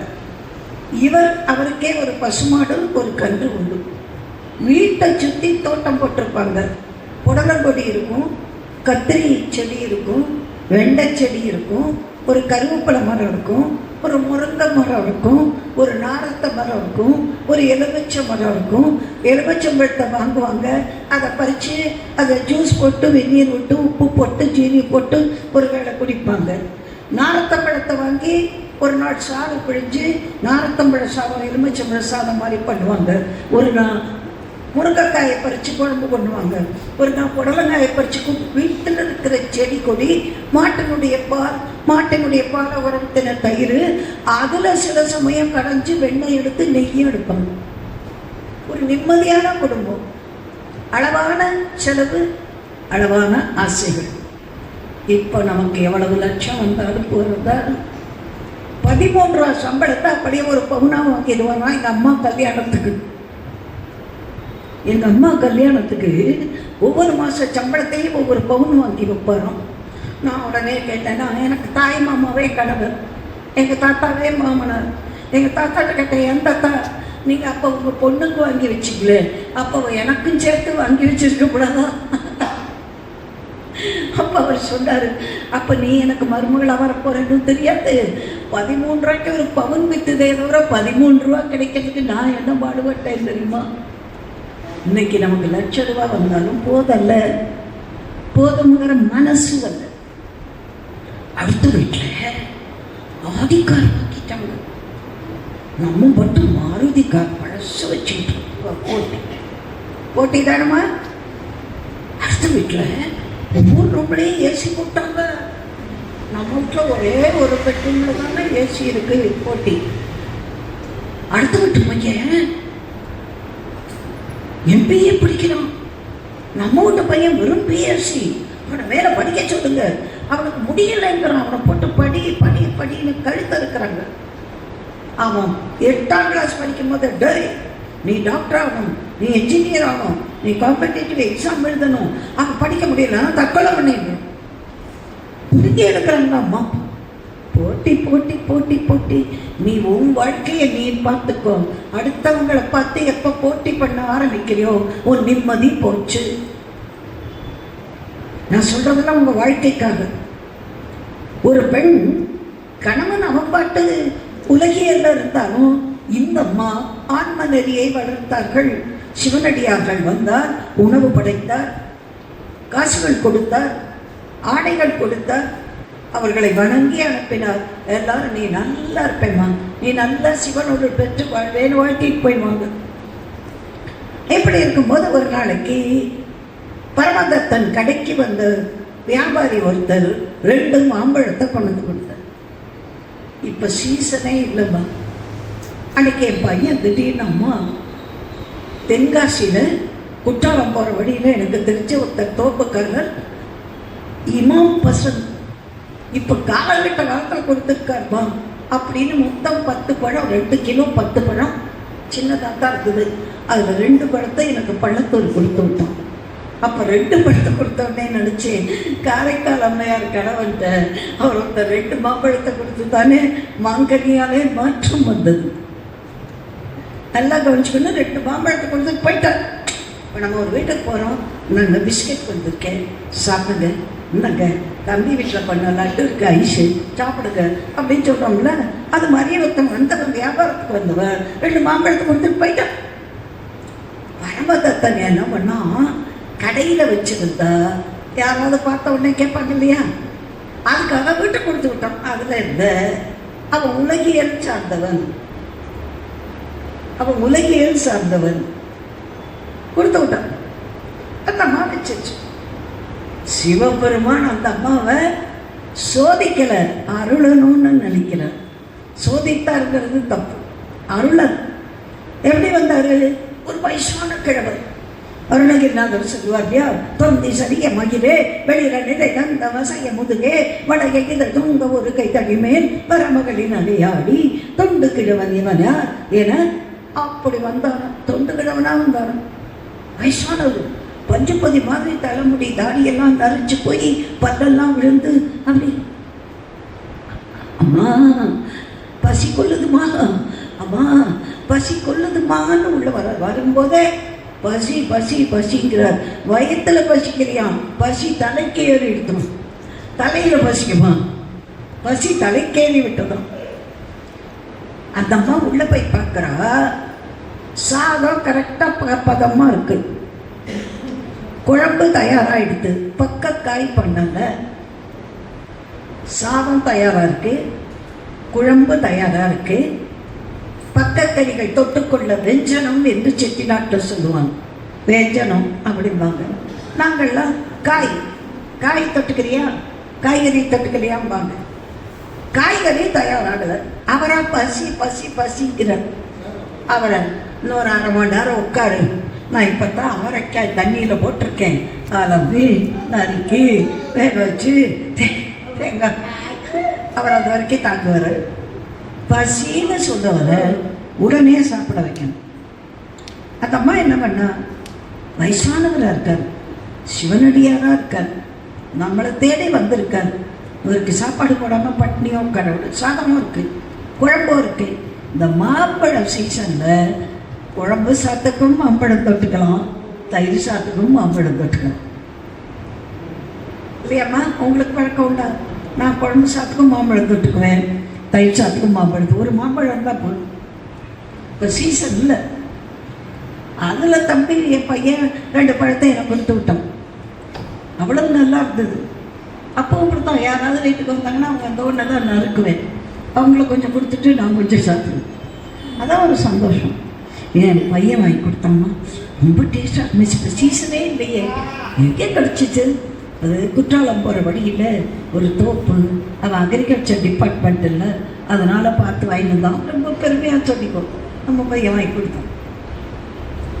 காரைக்கால் அம்மையார் பார்க்குறாங்க, இலை போட்டாங்க, சாதம் போட்டாங்க, சாம்பார் ஊற்றுனாங்க, ஒரு மாம்பழத்தை கொண்டு கொடுத்துட்டாங்க. ஒன்றுமே யோசிக்கல இல்லைம்மா, நம்ம வீட்டுக்கு தான் 2 பழம் கொடுத்துருக்காரு வீட்டுக்காரர். மாம்பழம் தொட்டுக்கவும் வச்சுக்கலாம், தயிர் சாத்துக்கும் தொட்டுக்கலாம், குழம்பு சாத்து தொட்டுக்கலாம் கொடுத்துட்டாங்க. அவர் ஆசையாக சாப்பிட்டுட்டு, அம்மா நீ நல்லா இருப்பேம்மா அப்படின்ட்டு வாட்டிட்டு போயிட்டார். சாப்பாடு போட்டவங்கள வாழ்த்தணும்ல, வயிறார சாப்பாடு போட்டால் நல்லா இருக்குன்னு சொல்லுவோம். சில பேர் என்னத்தை போட்டாலும் நல்லா இல்லைம்மா, அது குணம். சில புருஷனும் அப்படி இருப்பான், சில விருந்தாளியும் அப்படி இருப்பாங்க. நம்ம ஆசையாக காப்பி போட்டு கொடுப்போம், ஆட்டிட்டீங்க மூச்சு உடம்பு குடிச்சிட்டு போ, ஆறி இருந்தாருன்னா சூடாக இருந்தாருன்னா அதை சொல்லணுமா? காஃபி சூப்பராக இருந்துன்னு சொல்லிட்டு வெளியே போயேன், பிடிச்சா கொடி இல்லாட்டா வாய்ப்பு பிடிக்கிற மாதிரி பேசல போய் கொட்டிட்டு கொடுப்போம். ஆனால் சொல்லும்போது அருமையாக இருக்குதுன்னு சொன்னால் தான் கொடுத்தவங்க மனசு வாடாமல். புரியுதா? புருஷனே இருக்காம்மா, பொண்டாட்டி கஷ்டப்பட்டு சோறு வடிக்கிறார். குக்கரில் வடித்தாலும் கேஸ் கிட்ட உட்காரணும்ல, காய் நறுக்கணும்ல, மிக்சி போடணும்ல, எல்லாத்தையும் கொண்டு புளிய பார்த்து உப்பை போட்டு காரம் போட்டு எல்லாம் பண்ணி கொண்டு பரிமாறணும். அப்படின்னா அவளுக்கு சந்தோஷமாக இருக்கும். நீ சோறா வடிச்சிருக்க, நீ குழம்பா பண்ணி இருக்க, நீ காயா பண்ணி இருக்கேன்னா அடுத்த நான் போய் நீயே பண்ணி கொண்டு போயிடலாம். இப்போல்லாம் பயப்பட மாட்டேன், நீயே பண்ணிக்க போ, உனக்கு வேணுங்கிறத நீ பண்ணிட்டு போயிடுன்னு போயிடுவான். இப்போ வாரையிலலாம் நான் மட்டும் வேலை செய்ய முடியாது, 2 பேரும் தான் வேலை செய்யணும். நீ ஒரு நாள் சமைச்சிக்கோ, நான் ஒரு நாள் சமைச்சிக்கிறேன். நான் சாதம் வச்சேன்னா நீ வாஷிங் மிஷின் போடு, நான் வீட்டை மப் பண்ணா நீ சமையல் பண்ணு. அப்படித்தான் இருக்கணும், வேறு வழி இல்லை. என் பேத்தி வீட்டுக்கு வரம்மா, ஹவுஸ் மெய்டு, அவளுக்கு பேர் ஹவுஸ் மெய்டு. காரில் வரம்மா, அப்படி வர டக்குன்னு இறக்குறாள். 2 hours கணக்கு. வாரத்தில் ஒரே நாள் 2 மணி நேரம் கிடுகிட்டு வரா. எல்லாம் அவங்க ரெடியாக வச்சுருக்கணும். இப்போ லைசால் மாதிரி கிளீனிங்க்கு எல்லாத்தையும் வச்சா அவள் வரா, நீட்டாக அந்த மிஷின் போடுறா, வேக்யூம் கிளீனர் போடுறா, அந்த இதை வச்சு டிவியை துடைக்கிறா, அந்த டவலை வச்சு என்னென்ன துடைக்கணுமோ நீட்டாக துடைக்கிறா. அவளே போய் ஓவனில் பாலை வைக்கிறா, அவளே டீ கலந்து சாப்பிட்றா, 2 பிரெட் எடுத்து டோஸ்ட் பண்ணி சாப்பிட்றா, எல்லா வேலையும் முடிக்கிறா. 2 hours மட்டுமே பாய் அப்படின்ட்டு அப்படி போயிடலாம். நீட்டாக ஒன்று எடுக்கிறதில்ல, ஒன்று பண்ணுறதில்ல, எல்லாத்தையும் தொடச்சிட்டு 2 hours பணம். பார்த்தா நமக்கு ஆச்சரியமாக இருக்குது. காரில் வர அம்மா வீட்டு வேலைக்காரி, எனக்கு கார் இல்லைடா கண்டா. நான் தான் சொன்னேன், பேத்தி அடியே உங்கள் பாட்டியை விட உங்கள் வீட்டு வேலைக்காரி தாண்டி பழக்காரி. அழகாக காரில் வந்து இறங்கி வேலை செஞ்சுட்டு போதுமா? அது மாதிரி ஒவ்வொருத்தர் வீட்டில் ஒன்று இருக்கும். எது இருக்கோ அதை சந்தோஷமாக ஏற்றுக்கணும். எல்லாரும் விருந்து படைக்க முடியுமா? இப்போ அந்த பாப்பாத்துக்கு வரேன், அது சுக்கு காப்பி தான் வச்சுருக்குன்னு வச்சுக்க. பால் இல்லைன்னா, பால் இல்லாமல் ஓ சுக்கு காப்பி உடம்புக்கு ரொம்ப நல்லது தானே, அப்படி சாப்பிடணும். சுக்கு காப்பியா மனுஷன் குடிப்பானு நானும் அப்படின்னா உங்கள் முகம் வாடி போகும். வந்திருக்கிற அடியவர் யாருமே தெரியாத அம்மாவுக்கு. ஆனால்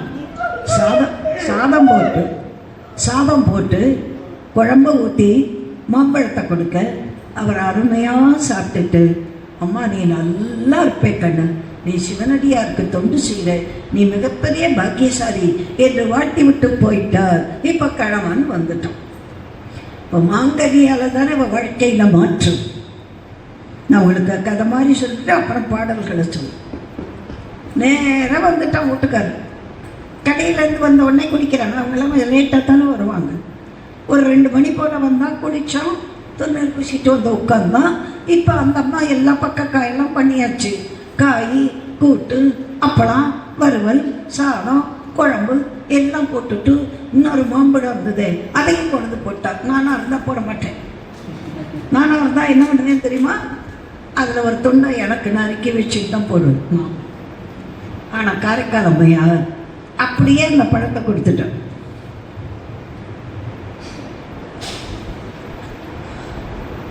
ஆஹா ஆஹா என்ன சுவை! ஏன் தெரியுமா? இது பகவானுக்கு படைத்த நேவேத்தியம், அதனால அவ்வளவு சுவையா இருக்கு. அம்மா, ஒரு சாதத்தை நீங்களா வீட்டில் வடித்து சாப்பிட்டா சாதம், அதை பகவானுக்கு முன்னாடி காமிச்சிட்டு சாப்பிட்டா பிரசாதம். பகவானே கொடுத்தால் வரப்பிரசாதம். நீ நிஜமா கோவிலில் பிரசாதம்னு கொடுத்தா நெய்யே இல்லாட்ட கூட சக்கரை பொங்கல் நல்லா இருக்கும், முந்திரி பருப்பே இல்லாட்ட கூட லட்டு நல்லா இருக்கும், நிலக்கடலை பருப்பு முந்திரி பருப்புமா போடலே கூடவே புளிச்சாதம் நல்லா இருக்கும். அது கோவில் பிரசாதம். அம்மா, இந்த கருப்பு கொண்டக்கடலை தான் ரொம்ப நல்லது ஹார்ட்டுக்கு. முந்தி காலத்துலலாம் கோவிலில் அந்த கொண்டக்கடலை தான் சுண்டல் போடுவாங்க. மார்கழி மாதம் பஜனைக்கெல்லாம் ஒன்றுமே இருக்காதுமா, எண்ணெய் இருக்காது, பெருங்காயம் இருக்காது, கருவேப்பிலை இருக்காது, கடுகு 2 இருக்கும். ஆனால் அந்த சுண்டல் அவ்வளவு டேஸ்ட். காரணம் என்ன? சுவாமிக்கு கையை காமிச்சிட்டா அது பிரசாதம். புரியுதா? இப்போ நல்லா கேளுங்க. நாம் சும்மா நடந்தா அது நட, கோவிலை சுற்றி வந்தால் அது பிரதட்சிணம், வலம் வருதல். சோத்துக்கு இல்லாமல் பட்டினி கிடந்தா அது பட்டினி. எல்லாம் இருந்தும் இறைவனை நோக்கி சாப்பிடாமல் இருந்தால் அது விரதம். வெறும் தண்ணியை ஊற்றினா அது குளியல். ஆண்டவன் நினைச்சு தீர்த்தத்தில் முழுகினால் அது புனித நீராடல். நம்ம சும்மா ட்ரெயினில் பஸ்ஸில் போனால் அது பிரயாணம். ஆண்டவன் கோவிலை நோக்கி போனால் அதற்கு பேரு திருத்தல யாத்திரை. புரியுதா? ஒரே சாதம் தான். நான் இப்போ குடிக்க போகிற வெந்நீர் சாதாரண வெந்நீர். கொஞ்சம் முன்னாடி எல்லாருக்கும் பால் கொடுத்தாங்களே, அது பிரசாதம் இல்லையா?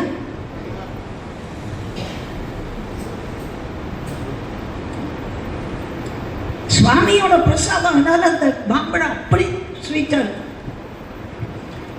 புரியுதே? சுவாமி, இணையதொரு பழம் உள்ளது, அதனை இங்கு இடுக. இதே மாதிரி இன்னொரு பழம் இருக்குல்ல, அதை கொடு. அவன் என்ன யோசிச்சிருக்கணும்? 2 பழம் கொடுத்து விட்டேன், 1 எனக்கு கொடுத்துட்டா, இன்னொன்று அவன் சாப்பிடட்டும்னு நினைக்கணும். அப்படித்தானமா நினைக்கணும். நல்ல புருஷன்னா என்ன நினைக்கணும்? நான் 1 சாப்பிட்டேன், நீ 1 சாப்பிட்ட. அம்மா, கல்யாணம் ஆகும் முன்னாடி ஒருத்தன் என்ன பண்ணுவான்? கடைக்கு வருவான். நல்ல மாம்பழம் வந்திருக்கு சார், சேலத்துலேருந்து மல்கோவா மாம்பழம் வந்திருக்கு சார். கடைக்காரன் சொல்லுவான், கொட்டப்பா கொஞ்சம் அலம்பு, ஒரு டம்ளர் தண்ணி விட்டு அலம்புங்களா, தொடச்சிவு அப்படின்னு நறுக்கி கொடு. அவன் அங்கேயே அப்படி தின்னுட்டு கையை கழுவி தொடச்சிட்டு வந்தான். 1 மாதம் கழிச்சு ஒரு நாள் வந்தான், சார் மல்கோவா மாம்பழம் வந்திருக்கு சார், கொண்டா அப்படி ஒரு 2 மாம்பழம் கட்டு அப்படின்னா. என்ன சார் எப்போ இங்கே நறுக்கி தின்னுட்டு போவீங்க? டே, எனக்கு கல்யாணம் ஆகிடுத்துடா, அதனால் நான் வீட்டில் கொண்டு போய் பொண்டாட்டியோட இன்னைக்கு ராத்திரி ஒன்று நாளைக்கு ஒன்று சாப்பிட்றேன். அடுத்த மாதம் இதே மாதிரி பண்ணினான். ஒரு வருஷம் கழிச்சு 1 கிலோ கொடு அப்படின்னோம். 3 பழம் நிற்க கொடுறா அப்படின்னார். என்ன சார், நம்மகிட்ட குழந்தைக்கு 2 வயசு ஆச்சுரா, இப்போ தாண்டா அவனுக்கு மாம்பழம் கொடுக்கலாம், அது வரைக்கும் கொடுக்கப்படாது சின்ன குழந்தைக்கு மாம்பழம், இப்போ இனிமேல் கொடுக்கலாம், அவனுக்கு ஒரு 2 தொண்டை கொடுப்போம், வீட்டில் போய் நறுக்கி. அதாவது குடும்பம் வளர வளர தான் என்பதை விட்டுட்டு தானும் தம் பொண்டாட்டியும், அப்புறம் தான் தம் பொண்டாட்டி குழந்தை, அப்படியே வளர்றதுக்கு பேர் தான் மனசு. பிரம்மச்சாரியா இருக்கும்போது அங்கேயே நறுக்கி தின்னுட்டு பிடிச்சிட்டு போயிடுவோம். கல்யாணம் ஆனவுடனே கொண்டாடிக்க விடும். அப்படித்தானே பண்ணணும். ஒரு மாம்பழத்தை கொடுத்தாச்சு, ஆஹா எவ்வளவு அற்புதமா இருக்கு அப்படின்னு சொன்னவன் இன்னொரு மாம்பழம் இருக்கே அதை கொடுத்தோம். அம்மருங்கு நின்ற எர்வார் அருங்கனிக்கு என் செய்வார். இன்னொரு மாம்பழம் இருக்கே, நான் எப்படி பதில் சொல்லுவேன்? அவர் இப்போ நாக்கு சுவையில் இருக்கார். உனக்கு வேணுமே வச்சுக்கோன்னு சொல்லலை. நானா இருந்தா கேட்பேன், 2 பழம் தானே, உன்னோட கொட்டை ஓவர், அப்படித்தான் நான் சொல்லுவேன். அப்படித்தான் நான் சொல்லுவேன், நீங்களும் அப்படித்தான் சொல்லுவீங்கல்ல. ஏன் கொடுத்து விட்டது 2 பழம், ஒன்று நீ தின்னுட்ட, இல்லை எனக்கு வேண்டாமா, நானும் மனுஷி தானே, எனக்கும் ஆசை இருக்காதா, எனக்கும் மாம்பழம் பிடிக்காதா கேட்பீங்கள? கேட்பானுமா? உங்களுக்கு அம்மா அக்கா தான் வித்தியாசம். இணையதொரு பழமுழுதுன்னு கேட்டுட்டாரே, அம்மருக்கு நின்றயர்வார் அருங்கனிக்கு என் செய்வார். சேக்கிட தவிக்கிற நினைந்துற்ற இடத்து உதவும் இடையவர், கூப்பிட்டவுடனே உதவுகின்ற சிவபெருமான் நினைச்சு நானே நடிருளில் தம்பகின்றாடும் நாதனே, தில்லையுள் குத்தனே, தென்மாண்டி நாட்டானே, அல்லல் பெருவியற்பானே, அப்பா அம்மையப்பா நான் என்ன பண்ணுவேன், அவர் இன்னொரு மாம்பழம் கேட்கிறாரே. நான் டபக்குன்னு ஒரு மாம்பழம் அந்த அம்மா கையில் வந்தது. நம்ம கேட்டால் கிடைக்குமாம்மா? நம்ம வச்ச பொருளே நமக்கு கிடைக்காது, வச்சு போய் தேடுவோம் கிடைக்காது. அப்புறம் இன்னொரு நாள் பார்த்துக்கோம். இங்கே தான் வச்சேன், எங்கேயோ வச்சுட்டேன், கையை உதறவும் எடுக்க தெரியாது. எங்க அப்பா சொல்லுவார், தூக்கத்தில் லைட் ஆஃப் ஆனா கூட கையை தொட்டா அந்த இடத்துல டார்ச் இருக்கணும், கை தொட்டா அந்த இடத்துல மெழுகுவர்த்தியும் தீப்பெட்டி இருக்கணும். அதுதான் குடும்பம். ஒரு வீடுன்னா கரெக்டாக இருக்கணும். அப்போ போய் தீப்பெட்டி எங்கே இருக்கு தேடுன்னு ஒரு 10 ஊட்டிக்கிண்டு இதில் இடிச்சுக்கிண்டு, அப்படி கையை வச்சா அந்த இடத்துல தீப்பெட்டி இருக்கணும், மெழுகுவர்த்தி இருக்கணும். தலைமாட்டில் இப்படி தொட்டா டார்ச் வரணும், கரெக்டாக இருக்கணும். எடுத்த பொருளை எடுத்த இடத்துல நீட்டாக வச்சோம்னா அது ஒழுங்கான குடும்பம்னு அர்த்தம். இதெல்லாம் உங்களுக்கு பாடம், குடும்பத்தை நடத்த பாடம். இந்த அம்மா கையை நீட்ட சுவாமி மாம்பழம் கொடுத்துட்டாருமா. அந்த அம்மாவுக்கு வேண்டிற்றே பெறுவார். கேட்டதையே கொடுப்பாரா சுவாமி, கேட்டதெல்லாம் கொடுப்பாரு. அதுக்கு உறுதியான நம்பிக்கை வேணும். பகவான் என்ன சொன்னார்? எந்த கஷ்டம் வந்தாலும் யோகிராமனை கூப்பிடு, என் தந்தை உனக்கு அருள்வார். Father will help you. Father கடவுள். யோகிராம் சொல்றது அப்படிதான், கூப்பிடு, நினைந்த உடனே கூப்பிடு, பக்தியோட கூப்பிடு, முழு மனசோட கூப்பிடு. காணுகின்ற பொருள்களிலே கண்ணன் வந்தான், தேடுகின்ற இடங்களிலே கண்ணன் வந்தான், கேட்டவர்க்கு கேட்டபடி கண்ணன் வந்தான், கேள்வியே பதிலாக கண்ணன் வந்தான்.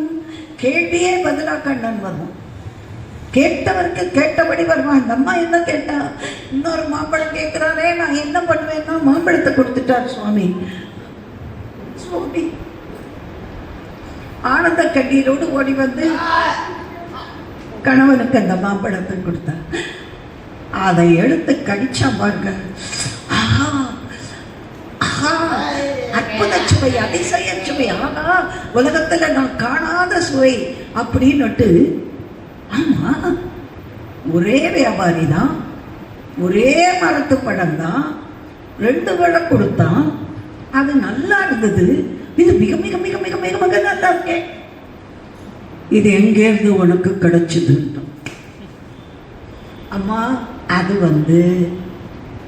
அந்த மாம்பழம் அடியாருக்கு போட்ட பிரசாதம், இந்த மாம்பழம் இறைவனே கொடுத்த பழம்.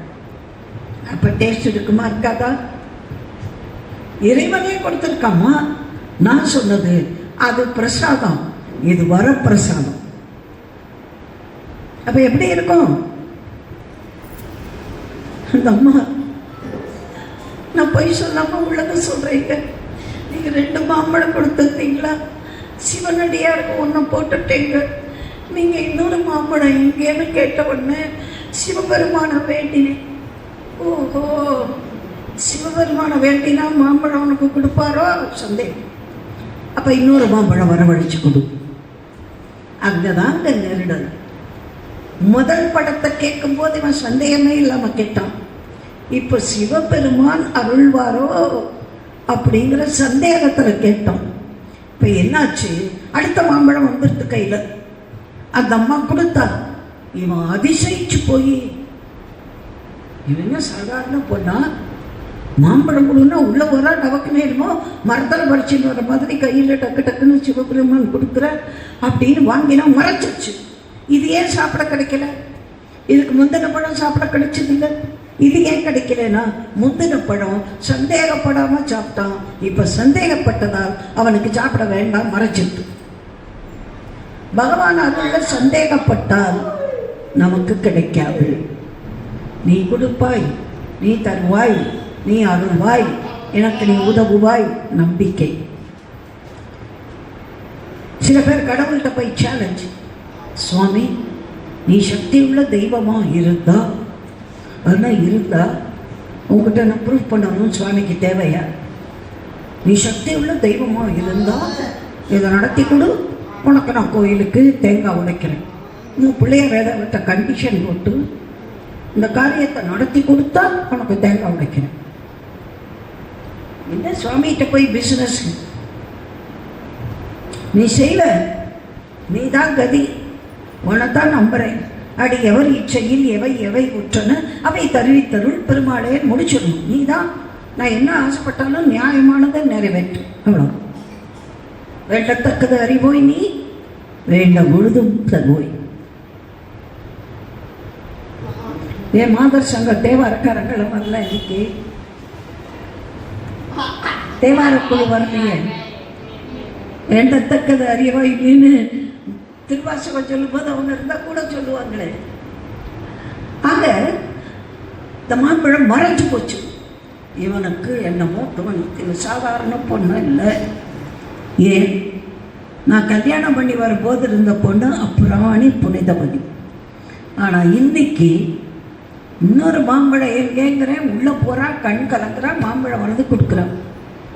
இன்னொரு மாம்பழம் வாங்கி கொடுங்குறேன், வாங்கி தரா, பார்க்குறேன், மறைச்சுடுறது. அப்போ இந்தம்மா சாதாரண பெண்ணாக இருக்க முடியாது, தெய்வீகமான பெண். வேற சந்தேகம் இல்லை. தெய்வீகமாக இருந்தால் தனமா கேட்ட உடனே சுவாமி மாம்பழம் கொடுப்பாரு. நமக்கு என்ன கொடுப்பாரா? கேட்கறதுக்கு மனசு வேணாதான். வேண்டத்தக்கது அறிவோய் நீ, வேண்ட முழுதும் தருவோய் நீ. நியாயமா கேட்கணும். அந்தம்மா தனக்காக கேட்கல. நீ இந்த மாம்பழம் கொடுக்கலைன்னா உன் அருள் என்று சொன்ன வார்த்தை பொய்யா போயிடும். இது சிவபெருமானுடைய திருவருள்னு சொல்றேன். அடுத்த மாம்பழம் கொடுக்கலைன்னா உங்க சிவபெருமான் அவ்வளவுதானா? ஒரு மாம்பழம் தான் வச்சிருந்தாரா? கிண்டல் அடிப்பான். புருஷக்காரனுக்கு இன்னும் அபராதம். அம்மா, என் மாணவி கேட்கிறார், ஏன் மிஸ் இந்த அம்மா எவ்வளவு கஷ்டப்படணும்? அவர் கேட்டார்ல இன்னொரு மாம்பழம் எங்கேன்னு. யோ, ஒரு சிவனடியார் வந்தார், அவருக்கு சாப்பாடு போட்டேன், அவருக்கு மாம்பழத்தை கொடுத்துட்டேன், அது என்னோட பங்கு தானே, அதில் உனக்கு என்ன கவலை, உனக்குள்ளதை கொடுத்துட்டேன் இல்லைப்போ அப்படின்னு சொல்ல வேண்டியதாரு. நான் சொன்னேன், 20ஆம் நூற்றாண்டு மங்கையே உன்ன மாதிரி காரிகையாக இருந்தா கொஞ்சம் உட்காந்துக்க, உன்ன மாதிரி இருந்தா என்ன மாதிரி இருந்தா அப்படி சொல்லி இருந்திருப்பாங்க. ஆனால் காரைக்கால் அம்மையார் ஆண்டவனை கேட்டால் கொடுப்பான் என்ற ஒரு நம்பிக்கை. அடுத்தது சிவனடியாருக்கு மாம்பழம் போட்டேன்னா புருஷக்காரன் கேட்பான், ஏண்டி ஊரில் வர பண்டாரம் பரதேசிக்கெல்லாம் போடுறதுக்காக நான் மாம்பழம் கொடுத்து விட்டேன் அப்படின்னு கேட்டான்னு வச்சுக்கோ. சிவனை நீந்திச்சதை விட சிவனடியாரை நீந்தித்தால் பாவம் ஜாஸ்தி. அடியாருக்கு நிந்தை பண்ணினால் பாவம் அதிகம். சில பேர் குருவையே நிந்தை பண்ணுவாங்க. குருவை நிந்தை செய்தால் எத்தனை நரகம் கிடைக்கும் என்று திருமூலர் குரு நீத்தனைன்னு ஒரு அதிகாரமே பாடியிருக்கார், 10 பாட்டு. சில பேர் சுவாமிகிட்டே போய் நின்று சுவாமியை பற்றி நிந்தை பண்ணாங்க. அப்படி ஒருத்தர் பண்ணவருக்கு கண்ணே போயிடுது. சுவாமி தண்டிக்கல, அவருக்கே போயிட்டு. ஒரு குரு கிட்ட போயிட்டு அவரை நிந்தை பண்ணாதீங்க. முடிஞ்சா பக்தி பண்ணி இல்லாட்டி பேசாம போயிடுங்க.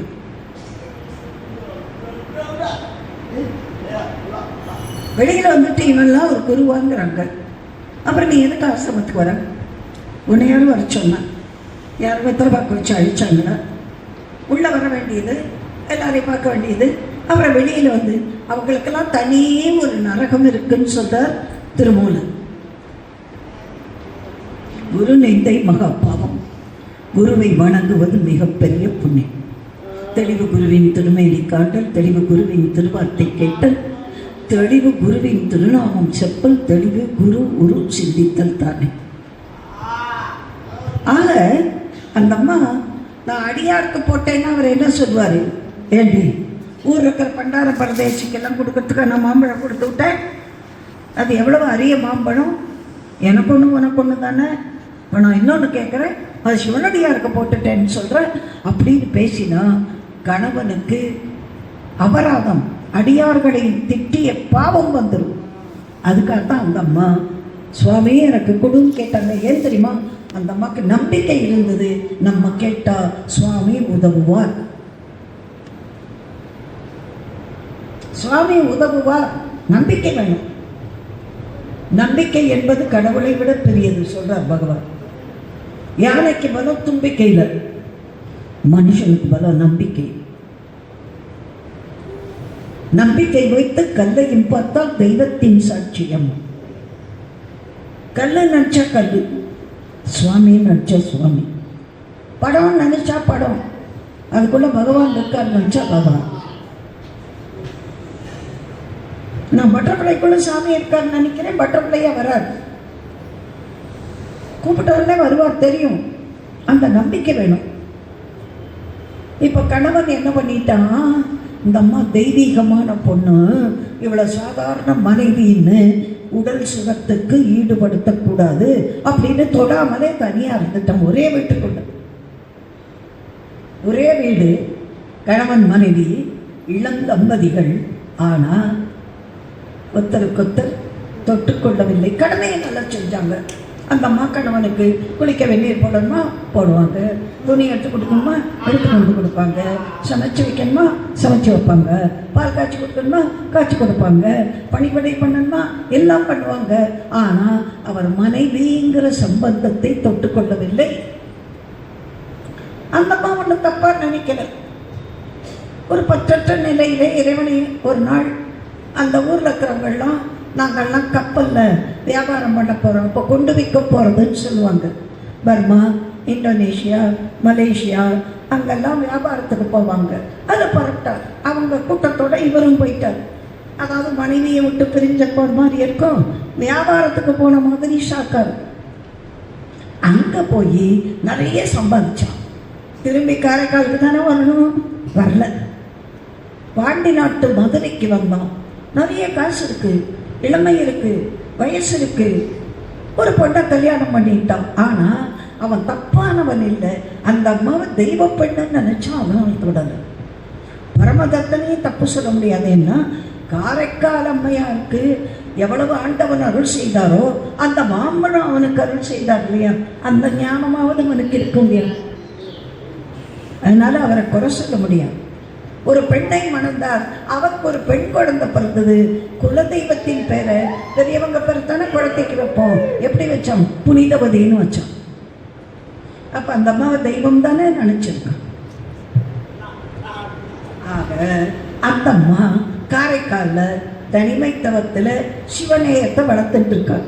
ஒரு பெண்மணி திருமணமான பிறகு கணவன் பிரிந்து வெளிநாடு போனாலும் கற்பை காத்து சிவநேயத்தை காத்து வாழ முடியும்னு காட்டின புரட்சி புனிதவதியா இருக்குதான். இந்த காலத்தில் எல்லாம் நேரம் தப்பு பூரா நடக்குதுமா. இதுக்கு சமாதானம் சொல்றாங்க. அவங்களுக்கு உடம்புன்னு ஒன்று இருக்குது, அதில் ஆசைன்னு ஒன்று இருக்குது. அப்படி எல்லாரும் உடம்பு ஆசைன்னு போனால் அப்புறம் மிருகத்துக்கும் நமக்கு என்னமா வித்தியாசம்? ஆக புனிதவதியார் அந்த ஒழுக்க நெறி நின்றார். எல்லாருக்கும் இப்படியே அரசல் பொருசலாக செய்தி வந்துச்சு. என்ன வந்தது? உங்கள் வீட்டுக்காரர் பரமதத்தன் இங்கே வந்த மதுரைக்கு போயிட்டாரு, அங்கே ஒரு பொண்ணை கல்யாணம் பண்ணிட்டாரு, அவங்களுக்கு ஒரு பொன் குழந்தையும் பிறந்திருக்கு, அந்த குழந்தைக்கு புனிதவதின்னு உன் பேரை வச்சிருக்காரோ. கொஞ்சம் கொஞ்சமாக செய்தி வந்துச்சு. இந்த காலம் மாதிரி ஊடகங்கள் கிடையாது, டிவி கிடையாது. காலையில் ஒன்று நடந்தால் சாயங்காலம் போடுறதுக்கு ஏதோ 10 நாள் கழிச்சு செய்தி வந்துருக்கு. ஆனால் மதுரை போயிருப்பாங்க, போன இடத்துல பரமதத்தனை பார்த்துருப்பாங்க. பரமதத்தா நீ என்ன காரைக்கால் போகலையா? இல்லைங்க. ஏண்டா உன் பொண்டாட்டியோட வாடகையா? இல்லைங்க, எனக்கு வேற கல்யாணம் ஆயிடுச்சுங்க. ஏண்டா 2ஆவது பொண்டாட்டியா? ஆமாங்க, ஒரு பெண் குழந்தை பிறந்திருக்குங்க, அந்த அம்மா தெய்வ பொண்ணுங்க, அவங்க பேரை தாங்க குழந்தைக்கு வச்சிருக்கேன் அப்படிங்கிறான். அங்கே வந்து சொல்லிட்டாங்க. அப்போ எல்லாரும் என்ன பண்ணாங்க? இந்த காலத்தில் இதெல்லாம் சகஜம் தானப்பா. ஒரு புருஷன் இன்னொரு ஊருக்கு போனால் அந்த இடத்துல ஒரு பொண்ணை கல்யாணம் பண்ணிட்டான், அதனால என்ன உன்னையும் அவனோட சேர்த்து வச்சிருவோம் அப்படின்னு பல்லக்கில் புனிதவதியாரை ஏற்றி நிறைய சீரெல்லாம் எடுத்துட்டு அவங்க அப்பா அம்மா சொந்தக்காரங்க எல்லாரும் மதுரைக்கு வராங்க. இது இயல்பான ஒரு நகரத்தார் வாழ்க்கையோட அப்படியே பொருத்திப்பாரு. அதனால என்ன, அவர் 2ஆம் கல்யாணம் பண்ணிட்டாருன்னா ஒன்னையும் சேர்த்து வாழட்டும் கூட்டிகிட்டு வந்துட்டாங்க. பரமதத்தன் காதலை வந்து சொன்னாங்க, உன் மூத்த பொண்டாட்டி அந்த புனிதவதியை கூட்டிகிட்டு வந்துட்டு இருக்காங்க. அம்மா அந்த அம்மா தெய்வ பொண்ணுங்க, அந்த அம்மாவை என் பொண்டாட்டின்னு சொல்லாதீங்க, அவங்க தெய்வ பொண்ணு அப்படிங்கிறாரு. அவங்க வந்துட்டாங்கடா பல்லக்கு அப்படிங்கிறாங்க. இவன் நேராக போனான் பாருங்க, தன் மனைவி குழந்தையோட போய் புனிதவதியார் காலில் போய் விழுந்துட்டான். அவன் அறிவுள்ளவன், ஞானம் உள்ளவன். அந்த அம்மா சாதாரண பெண் இல்லை, காலில் விழுந்துட்டான். அந்த என்னங்க, என் காலில் போய் என் கணவர் விழுந்தம்மா பரம்பரையா இருக்கிற அந்த காலத்து பொண்ணு. இந்த காலமாக இருந்தால் காலால் ஒரு எட்டை எட்டிட்டு போ நடக்குது போச்சுக்காது. சில இடத்துல நான் எல்லா இடத்துலையும் சொல்லலாம், சில பேர் ராட்சசியில் இருக்க. உங்க அம்மா பண்ண புதியவர்கள் விடுவையா இல்லையா? ஏண்டி என்ன பெத்தவ அப்படின்னா நீ போ அப்படின்னு புருஷனை மிதிச்சா ஊத்தி. புருஷன் வேணுமா? அவனை பெத்தவங்க வந்து அடிஷனல் லக்கேஜ். புருஷனை பெத்தவ அடிஷனல் லக்கேஜ். அப்போ லக்கேஜுக்கும் மனுஷனுக்குமே வித்தியாசம் இல்லாதவ இவள் மனுஷியா? காசு சம்பாதிக்கலாமா? பாசத்தை சம்பாதிக்க முடியும், பதவிகளை சம்பாதிக்கணும், ஆனால் பண்பாட்டை சம்பாதிக்க முடியாது. நீ வீடு கட்டலாம், அது பெரியவங்க ஆசீர்வாதம் இருந்தால் தான் வீடாக இருக்கும், இல்லாட்ட 4 சுவரு கூரையும் தான். House is built by brick and wood, a home is built by loving hearts. புரியுதா? வீடுங்கிறது செங்கல்லும் சுவரும் சுண்ணாம்பும். ஆனால் உண்மையான வீடு என்பது அன்பு உள்ளங்கள், ஆனந்தம் விளையாடும் வீடு, நல்லதொரு குடும்பம், பல்கலைக்கழகம், அன்புமணி வழங்கும் சுரங்கம், வாழ்க்கை. அப்படி இருக்கணும். ஒருத்தருக்கு மணி விழா, எங்கள் பக்கம் மணி விழா முத்து விழான்னா என்னை வாழ்த்த கூப்பிடுவாங்க. காரணம் ஒரு ராசி அப்படின்ட்டு. நான் சொன்னேன், ஏங்க உங்களுக்கு மணி விடான்னு நீங்களே வந்து கூப்பிடுறீங்க, உங்கள் குழந்தைகள் இல்லையா? ஏன் இல்லாது 3 வயலுக இருக்காங்க. ஏங்க அதில் ஒரு பையன் கூட வரல, ஒரு வயலையும் என்னோட பேசுகிறதே இல்லை. 3 பசங்களாம், 3 பசங்களும் பேசுகிறதே இல்லையா? ஏங்க நீங்கள் போய் சொல்லலாம்ல, ஏன்பா அப்பாவுக்கு 60வது வயசு முடியுது, நீங்கள் அதை நல்லா நடத்தணும். அவங்க என்ன வந்து நடத்துறது, நானே நடத்திக்கேன். அப்போ நான் சொன்னேன், குழந்தைகளை கூட பாசத்தோடு நேசிக்காத நீங்கள் உங்களை நான் என்னத்துக்கு இங்கே வாழ்த்தணும்? யாரையாவது, எனக்கும் சில கொள்கை இருக்குது. ஒரு அழகான குடும்பம்னா நீங்கள் பணமே கொடுக்காட்டாலும் உங்களை வந்து நான் வாழ்த்துறேன். ஆனால் பெத்த பிள்ளைகளோட கூட சண்டை போட்டுக்கிட்டு இருக்கீங்கன்னா நீங்கள் யாருக்காக விழா கொண்டாடுறீங்க? அவர் உடனே சுருக்குன்னு பட்டது. சரி, நான் பெரியவன்கிட்ட பேசி பார்க்குறேன், நம்பரை கொடுக்க, நான் பேசுகிறேன். பெரியவருக்கே கிட்டத்தட்ட 48 வயசு, நான் 43 வயசு. இவருக்கு 18வது வயசில் பிறந்தாலும் அந்த காலத்தில் சீக்கிரமே கல்யாணம் பண்ணிடுவாங்கல்ல. 43 வயசு. அப்போ அவர் என்ன சின்ன பிள்ளையா, கொடுங்க ஃபோனை கொடுங்க. அவர் ஏதோ அறந்தாங்கில வட்டி கடை வச்சுருக்கார். கூப்பிட்டேன், தம்பி நான் சரஸ்வதி ராம். அம்மா வணக்கம்மா, நான் வார்த்தை சிலது சொன்னால் கேட்பீங்களா?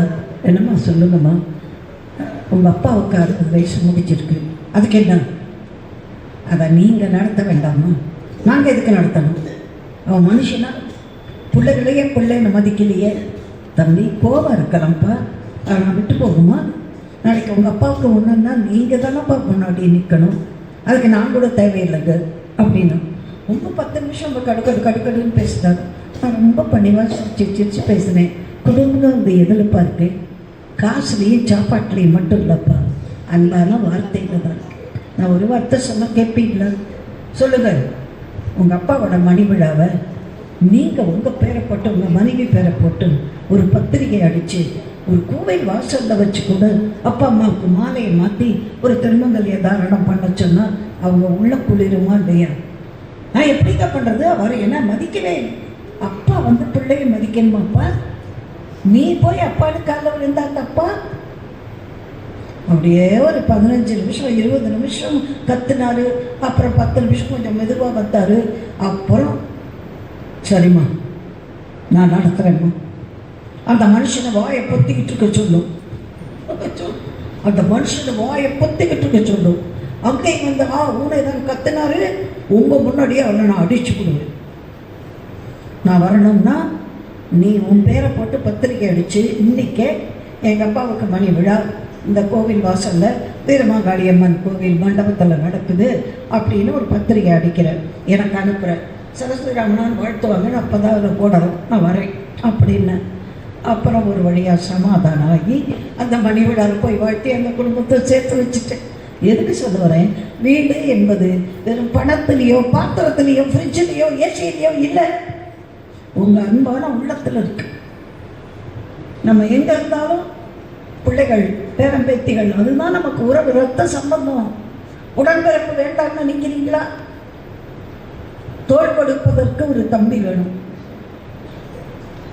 ஒன்றுமே நம்ம போயிட்டாலும் கடைசியில் காசு கொடுத்து 4 ஆள் வேனில் ஏற்றினாலும் அங்கே போய் கொடி போடுறதுக்குன்னு ஒரு உறவு வேண்டாமா? ஏன் உறவை மதிக்காமல் இருக்கீங்க? பதவியும் பணமும் மட்டும் உங்களை காப்பாற்றாது. உற்ற இடத்திலே உதவும் நல்ல உறவுகளும் நட்புகளும் தேவை. இப்போ ஒரு கணவன் மனைவி காலில் விழுந்த உடனே அவன் துடிக்கிறான், ஐயோ என் காலில் விழாதீங்க, நான் மனைவி, நான் தான் உன் காலில் விழ. அம்மா நீ தெய்வ பெண், எல்லாரும் கொஞ்சம் கேளுங்க. நான் இந்த அம்மாவை விட்டு ஏன் தெரியுமா வந்தேன்? அந்த அம்மா மேலே ஒன்றும் தப்பு இல்லை, அந்த அம்மா தெய்வ பெண். மாங்கனியை சுவாமிகிட்ட கேட்டா சிவபெருமான் மாம்பழம் கொடுக்குறார். நான் சந்தேகப்பட்டு இறைவன் கொடுத்தாரா அப்படின்னா இன்னொரு மாம்பழம் வாங்கி கொடுனா இன்னொரு மாம்பழம் கொடுக்குறாரு சுவாமி. அது தெய்வ பெண்ணு தானங்க. அந்த பெண்ணை நான் மனைவியின் உடல் உறவுக்கு சொந்த கொள்ளலாமா? அதனால அந்த பெண்ணை வணங்கிட்டு வேற பொண்ணை கல்யாணம் பண்ணிட்டு இந்த குழந்தைக்கு அந்த தெய்வத்தோட பேர் வச்சிருக்கீங்க. நான் காமவன் இல்லை, நான் வேண்டாதவன் இல்லை, நான் அந்த அம்மாவை நிறுத்துறேன், அந்த அம்மா தெய்வமாக நினைக்கிறேன் அப்படின்னு பரமதத்தன் கண்ணீர் மல்க சொன்ன உடனே எல்லாரும் அம்மா புனிதவதி நீ இவ்வளவு பெரிய தெய்வீக ஆற்றலுடைய பெண்ணா என்று சொந்தக்காரங்கெல்லாம் வணங்குறாங்க. இறைவா, நான் இத்தனை நாள் இந்த உடம்பையும் அழகையும் ஏன் காப்பாற்றி வச்சேன்? கணவன் திரும்பி வருவார் என்று தானே. அவர் எப்போ எனக்கு மனைவி இல்லை, சொந்தம் நீ வேண்டாம் தரோ, எனக்கு இந்த உடம்பு வேண்டாம், இந்த அழகு வேண்டாம், இந்த இளமை வேண்டாம், உன்னிடத்திலே ஆடுகின்ற பேய் வடிவு அடியேனுக்கு கொடு அப்படின்னா அப்படியே சதையெல்லாம் குறைஞ்சி எலும்பா மாறிட்டான். அந்த அம்மா எது கேட்டாலும் நடந்தது. அப்படியே சதையெல்லாம் அப்படி குறைஞ்சி எலும்பா மாறிட்டான். பேய் தானே எலும்பு மறைப்படும். நம்ம பார்த்ததே இல்லை. யார் பார்த்துருக்கோம்? பட்டிமண்டபத்தில் நாங்கள் ஜோக் தான் சொல்லுவோம். பேயை பார்த்துருக்கேனோ அப்படின்னு ஒரு நண்பன் கேட்டானோ. ஏன் பார்க்கல? 25 வருஷமாக அதோட தான் கொடுத்தனுமே பண்ணுறது. அவன் எவ்வளோ லட்சணமாக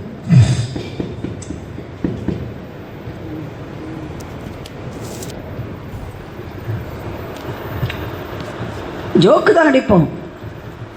எல்லா பொண்டாட்டியும் பேய் இல்லை, எல்லா புருஷனும் பிசாசு இல்லை, எல்லாத்துலேயும் எக்ஸப்ஷன்ஸ் உண்டு.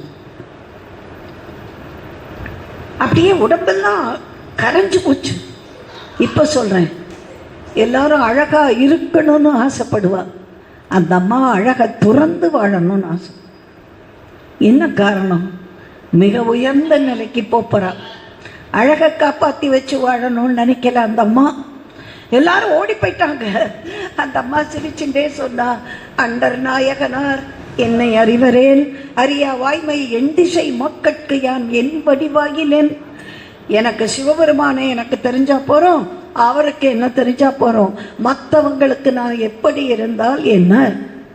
நான் அழகாக இருந்தான்னு, புசு புசுன்னு இருந்தான்னு, எலும்பு வடிவமாக இருந்தான்னு, பேய் வடிவம் பெற்றால் என்ன? மற்றவங்களை பற்றி எனக்கு கவலை இல்லை. இறைவா, அண்டர் நாயகா, உன எல்லாரும் போயிட்டாங்க. இந்த அம்மா அப்பத்தான் பாட ஆரம்பித்தார்கள். அப்பத்தான் அந்த அம்மா வரிசையாக மூத்த திருப்பதிகம், அற்புத திரு அந்தாதி, ஆய்ந்த இரட்டை மணி மாலை பாடி பாடி தலங்கள் தோறும் வருகிறார். இந்த அம்மாவுக்கு ஒரு ஆசை, சிவன் வாழுகிற கைலைக்கு போகணும். ஆனால் கைலை மலையை காலால் மிதிக்கப்படாது. அப்போ எப்படி போகலாம்? தலையாலே உலகத்தில் தலையாலே ஒரு மலையில் நடக்க முடியுமா? எனக்கு தெரிஞ்சுமா, சிவன் மலைக்கு வருஷந்தோறும் ஒரு காளை வரும், காளமான். திருப்பூர்கிட்ட சிவன் மலை இருக்குல்ல, அந்த கோவில் முருகனுக்கு ஒரு காளை மாடு மலை ஏறும், வண்டி ஏற்றி. இப்போ ரீசெண்டாக தான் அது முருகன் பாதத்தில் சேர்ந்தது. மனுஷனே படி ஏற தடுமாறுவோம்மா, படியில் அப்படியே வண்டி எடுத்துன்னு போகுமா? அது 5 அறிவு தான் அதுக்கு மாடு. அதுக்கு எப்படி முருகன் கோயிலுக்கு அப்படி போகணும்னு தெரியுது? ஒவ்வொரு வருஷமும் அப்படி போவோம், நாங்கள்லாம் பார்த்துருக்கோம். நான் அங்கேயே போய் பேச்சிருக்கேன், கல்யாண வாழ்த்தெல்லாம் பண்ணியிருக்கேன். அப்படி அந்த மலைக்கு ஏறும் அந்த காளமாடு. அப்போ இந்த அம்மா என்ன நினைக்கிறா, நான் கால் வைத்த சிவபெருமான் நம்பன் திருமலை நான் மிதியேன் என்று அஞ்சி உம்பர் பிசையால் தலையால் நடந்து ஏற சிக்கிட. அப்படியே தலையினால நடக்கிறாளாம். எலும்பு வடிவம் தானே, எலும்பு வடிவம் இப்படி தலையால நடக்கிறது. எல்லாரும் வானமும் மண்ணும் பூத்தூவி வாழ்த்துகிறார்கள். யாருமே பேயின்னு ஓடல. வானுலகத்தவரும் மண்ணுலகத்தவரும் பூத்தூவி வரவேற்கிறார்கள். இப்போ பார்வதி அம்மா பார்க்குறாங்க, சுவாமி தலையினால் நடந்து வருகிற எலும்பு வடிவம், அது அன்பு வடிவம். அது யார்? வரும் இவள் நம்மை பேணும் அம்மை காண் உமையே. இவள் நம்மை பேணுகிற அம்மைனர், நம்மை பேணுகிற அம்மை. என்னை பேணுகிற அம்மைன்னு சொல்லியிருக்கலாம் சுவாமி, நம்மைன்னு சொன்னார். ஏன் தெரியுமா? எனக்கு அம்மானா அந்த பொண்ணுக்கு உமையவளுக்கு மாமியார் மருமகள் சைக்காலஜி வந்துடும். எப்படினாலும் மாமியார் சைக்காலஜி வந்துடும் மருமகளுக்கு. அதனால் நான் பாதி நீ பாதி, நம்ம 2 பேருக்கும் அம்மா. இவ வரும் இவள் நம்மை பேணும் அம்மைக்கான் உமையேங்கிறார். அந்த அம்மா அப்படியே வந்த உடனே அம்மையே அம்மா ஓடி போனார் சிவபெருமான். அந்த அம்மா அப்பா கால விழுந்தார். ஆமா, எவ்வளவு உணர்ச்சியா இருந்திருக்கும். உலகத்தெல்லாம் படைத்து காக்கிற ஆண்டவன் அம்மானே இந்த அம்மாவை கூப்பிட்டுக்கிட்ட போறார். அந்த அம்மா காலில் விழுந்து அப்பா. அந்த அம்மா காலில் விழுந்த உடனே வாடா மகனேன்னு சொல்லலை. அவன் அம்மை அப்பன், அப்பனேங்கிறார், அம்மையேங்கிறார். அப்பனுக்கே அம்மையானாள், தாயுமான இறைவனுக்கே தாய் ஆனாள். அதான் தலைப்பு, தாயுமானவரின் தாய். தூக்கி நிறுத்தி அம்மையே தலையினால நடந்து கைலாசத்துக்கு வந்தியே, இங்கு நம்பால் வேண்டுவது என்ன? உனக்கு என்ன வேணும்? நான் என்ன கேட்க போறேன் மகனே? இரவாத இன்ப அன்பு வேண்டி பின் வேண்டுகின்றார், பிறவாமை வேண்டும் மீண்டும் பிறப்பு உண்டேல் உன்னை என்றும் மறவாமை வேண்டும் இன்னும் வேண்டும். நான் மகிழ்ந்து பாடி அறவா நீ ஆடும் போது உன்னடியின் கீழ் இருக்க என்றார். பிறவாமை வேண்டும், நான் அடுத்த பிறவி எடுக்கக்கூடாது. அப்படி பிறந்தால் உன்னை மறவாமை வேண்டும். வேற என்ன வேண்டும்? உன்னுடைய தூக்கிய திருவடிக்கு கீழே உட்கார்ந்து பாடிக்கொண்டே இருக்க வேண்டும். ஒவ்வொருத்தர் ஒரு வரம் கேட்பாங்க. அப்பர் சுவாமி என்ன கேட்டார்? புழுவாய் பிறக்கினும் புண்ணியா உன்னடி என் மனத்தே வழுவாதிருக்க வரம் தர வேணும். என்ன வேணும்? புழுவா பிறந்தாலும் ஒன்று மறக்காத புழுவா இருக்கணும். பிரகலாதன் என்ன கேட்டான்? எத்தனை பிறவி எடுத்தாலும் என்பு பெறாத இழுப்பிறவி ஆனாலும் உன்னிடத்துல அன்பு மறாத பிறவி கொடுன்னு கேட்டான். ஒவ்வொருத்தரும் இப்படி கேட்டாங்க. இந்த காலத்து பக்தர் என்ன ஆழ்வார் என்ன கேட்டார்? திருவேங்கட மலையிலே ஒரு படியாவது கிடக்கணும்னு கேட்டார். படியாய் கிடந்து உன் பவளவாய் காண்பேனே.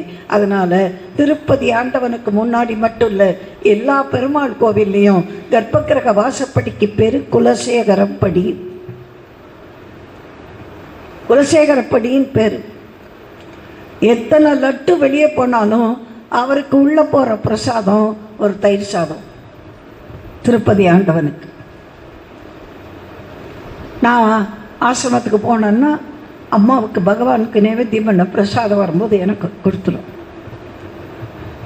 மற்றவங்க என்ன சாப்பிட்டாலும் நான் காத்திருந்து தேவைக்கு அந்த பிரசாதத்தை எடுத்து மிஸ் வாங்க நம்ம 2 பேரும் அதை எடுத்துக்கோன்னு சொல்லி கொடுப்பான். அதுதான் சுவாமியோட பிரசாதம் கிடைக்கிறதுங்கிறது பாக்கியம். மற்றவங்களுக்கு அது சாதாரணமாக தெரியலாம், அந்த ஆன்மீக உணர்வு உள்ளவங்களுக்கு அது பெரிய பாக்கியம். அடியாரும் வானவரும் அரம்பையரும் கிடந்து இயங்கும் படியாய் கிடந்து உன் பவளவாய் காண்பேனே என்றார் ஆழ்வார். இந்த காலத்து பக்தர் சொல்றார், மண்ணானாலும் திருச்செந்தூரில் மண்ணாவேன், ஒரு மரமானாலும் பழமுதிர் சோலை மரமாவேன், கருங்கல்லானாலும் தணிகை மலையில் கல்லாவேன், பசும் புல்லானாலும் முருகன் அருளால் பூவாவேன், நான் மண்ணானாலும் திருச்செந்தூரில் மண்ணாவேன். நான் இதைத்தான் சொல்லிகிட்டே இருக்கேன்.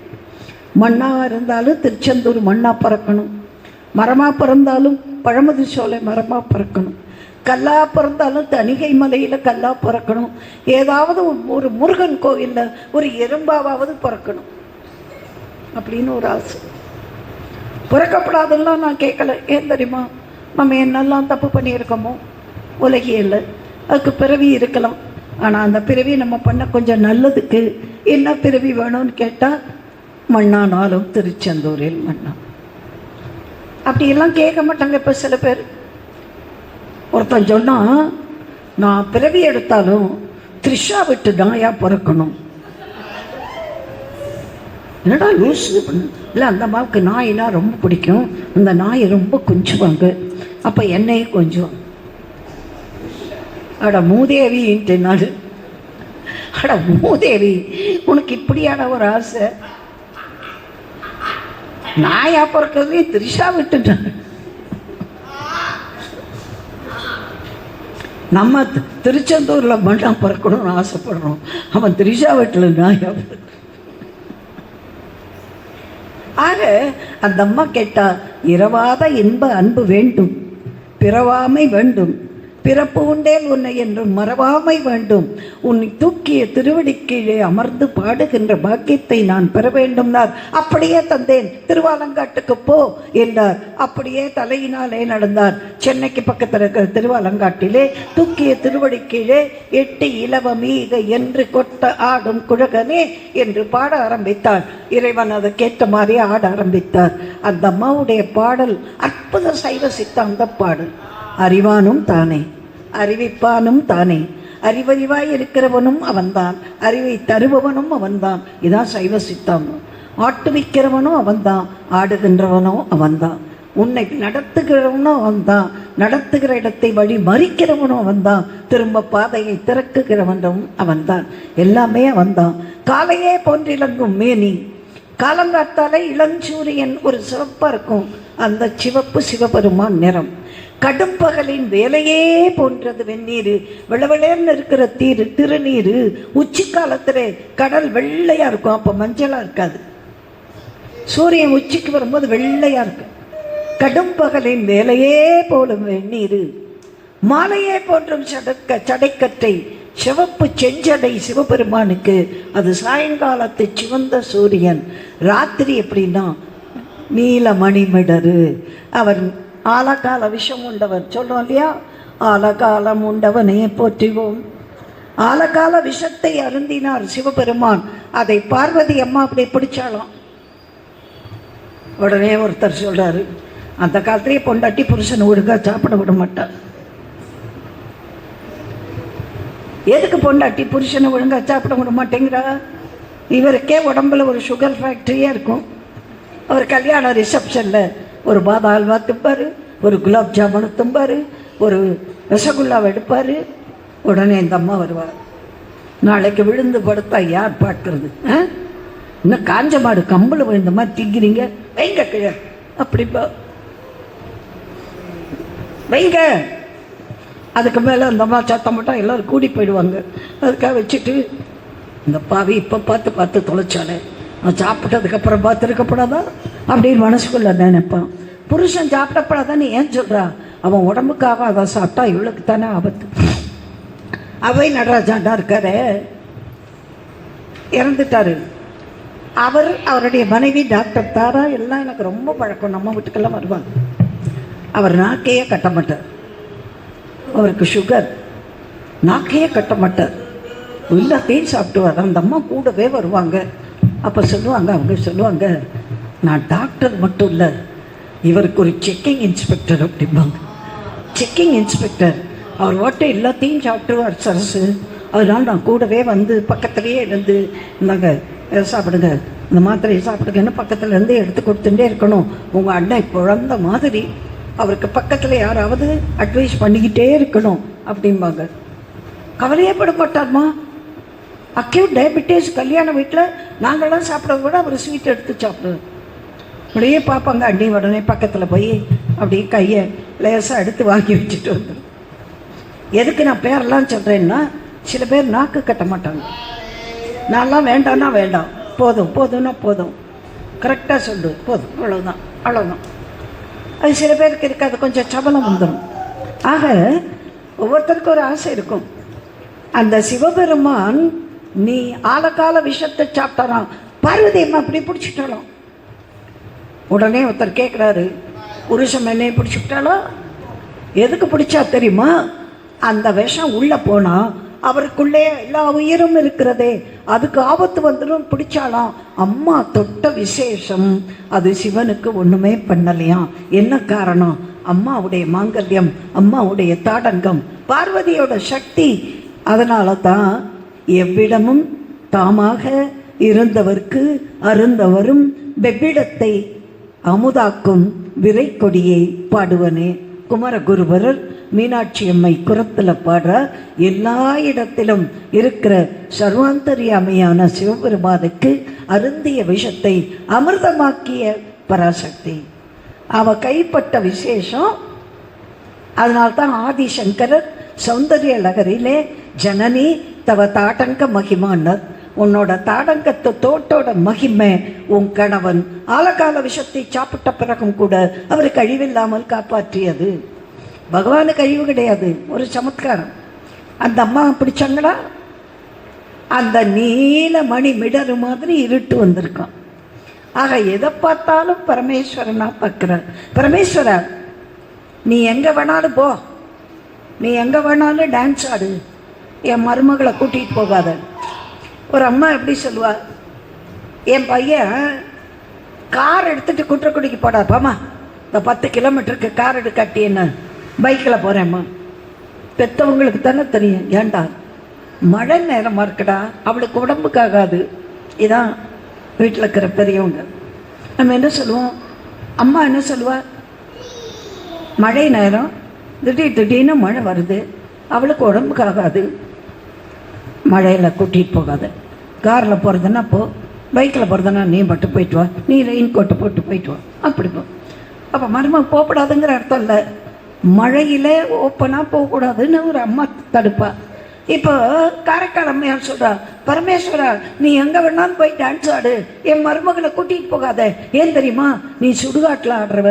நள்ளிருளில் நட்டம் பயின்றாடும் நாதனே, தில்லையுள் குத்தனே, தென்பாண்டி நாட்டானே, அல்லல் பிறவியறுப்பானே.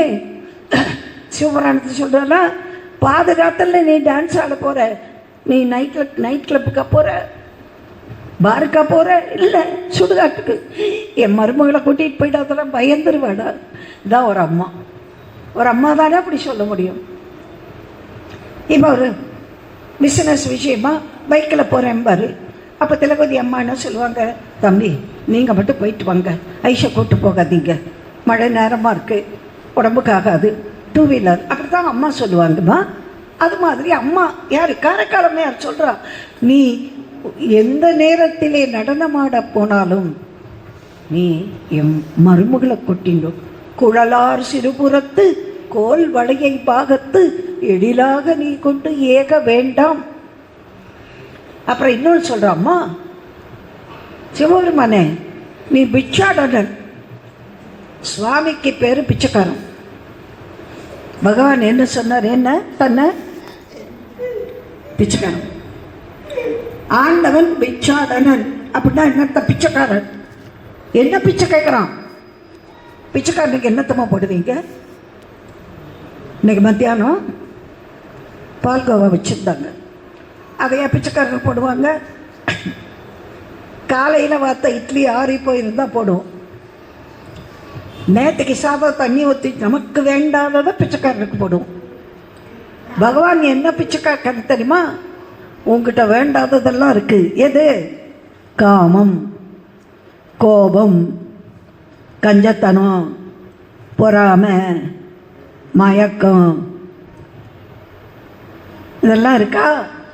அதெல்லாம் உனக்கு வேண்டாம், அதெல்லாம் எங்கிட்ட போட்டுரு அப்படின்னு நமக்கு வேண்டாததை பிச்சை வாங்குறார் பகவான். அவர் தான் பிச்சாடன். அதனால்தான் பகவான் தன்னை பிச்சைக்காரன் என்று சொல்லிக் கொண்டார்.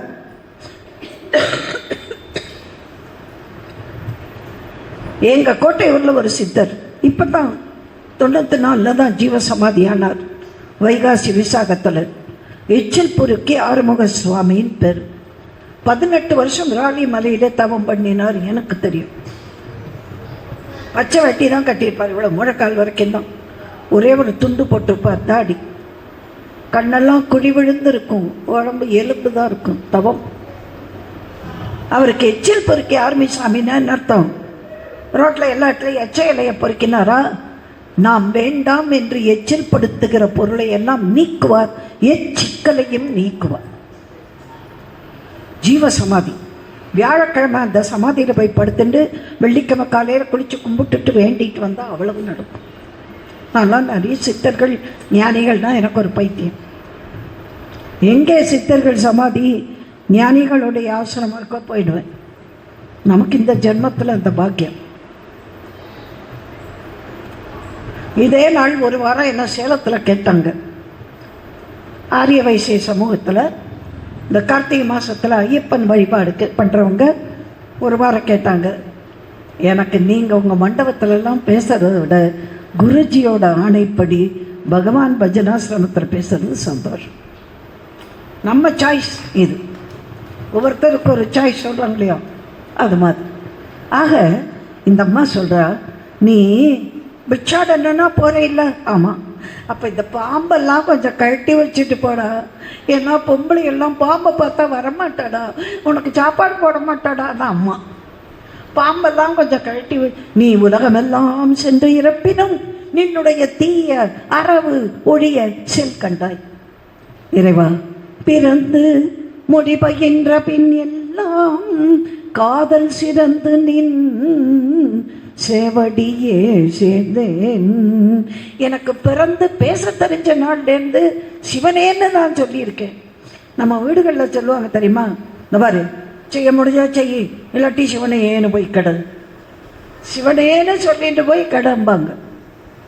அப்படி அந்த சிவநாமத்தையே சொல்லி நினைவு தெரிந்த காலத்திலே இருந்து அறவா அறவா ஆண்டவா ஆடலரசே அம்பலத்தரசே அருமருந்தே நீலமணி மிடற்று ஒருவனே என்று அவனையே துதித்து வாழ்க்கை முழுவதும் சிவனடியார்களுக்கு தொண்டு செய்து, கணவன் இவள் என் மனைவி இல்லை என்று துறந்த பிறகும் இல்லறத்திலே இருக்காமல் பேய் வடிவம் பெற்று தலையினால் கைலாயத்திற்கு நடந்து அப்பனால் அம்மையே என்று அழைக்கப்பட்ட பாக்கியம் மண்ணுலகத்தில் பிறந்த ஒரு பொண்ணு, தமிழ்நாட்டில் பிறந்த ஒரு பொண்ணு, காரைக்காலில் பிறந்த ஒரு பொண்ணு, செட்டியார் குலத்திலே பிறந்த ஒரு பொண்ணு, அந்த புனிதவதி என்ற மங்கைக்கு கிடைக்குமானால் அந்த தாய் மட்டுமே அமர்ந்த திருக்கோலத்திலே இருக்கிற பாக்கியம் தேவார மூவருக்கு முன்னால் திருமுறை தந்தவள். அந்தாதி என்ற யாப்பை பாடிய முதல் பெண்மணி, இரட்டைமணி மாலை என்பதை பாடிய முதல் பெண்மணி, 10 பாடலை பதிகம் என்று பாடுகிற முறையை நமக்கு தந்த பெண்மணி, இலக்கிய உலகத்தில், ஆன்மீக உலகத்தில், பெண்ணுரிமை உலகத்தில் தனித்த ஒரு முத்திரை பதித்த காரைக்கால் அம்மையாரை என்றைக்கும் நினைந்து போற்றுவது மங்கையர்கடன். சிவனடியாருக்கு அவசியம். நன்றி, வணக்கம். சிவா, திருச்சிற்றம்பலம். என்றும் இன்பம் பெருகும் இயல்பினால் ஒன்று காதலித்து உள்ளமும் ஓங்கிட மன்றுளார் அடியார் அவர் வான்புகழ் நின்றதெங்கும் நிலவி உலகெல்லாம். நன்றி. யாகிராம் சுரத்குமார்.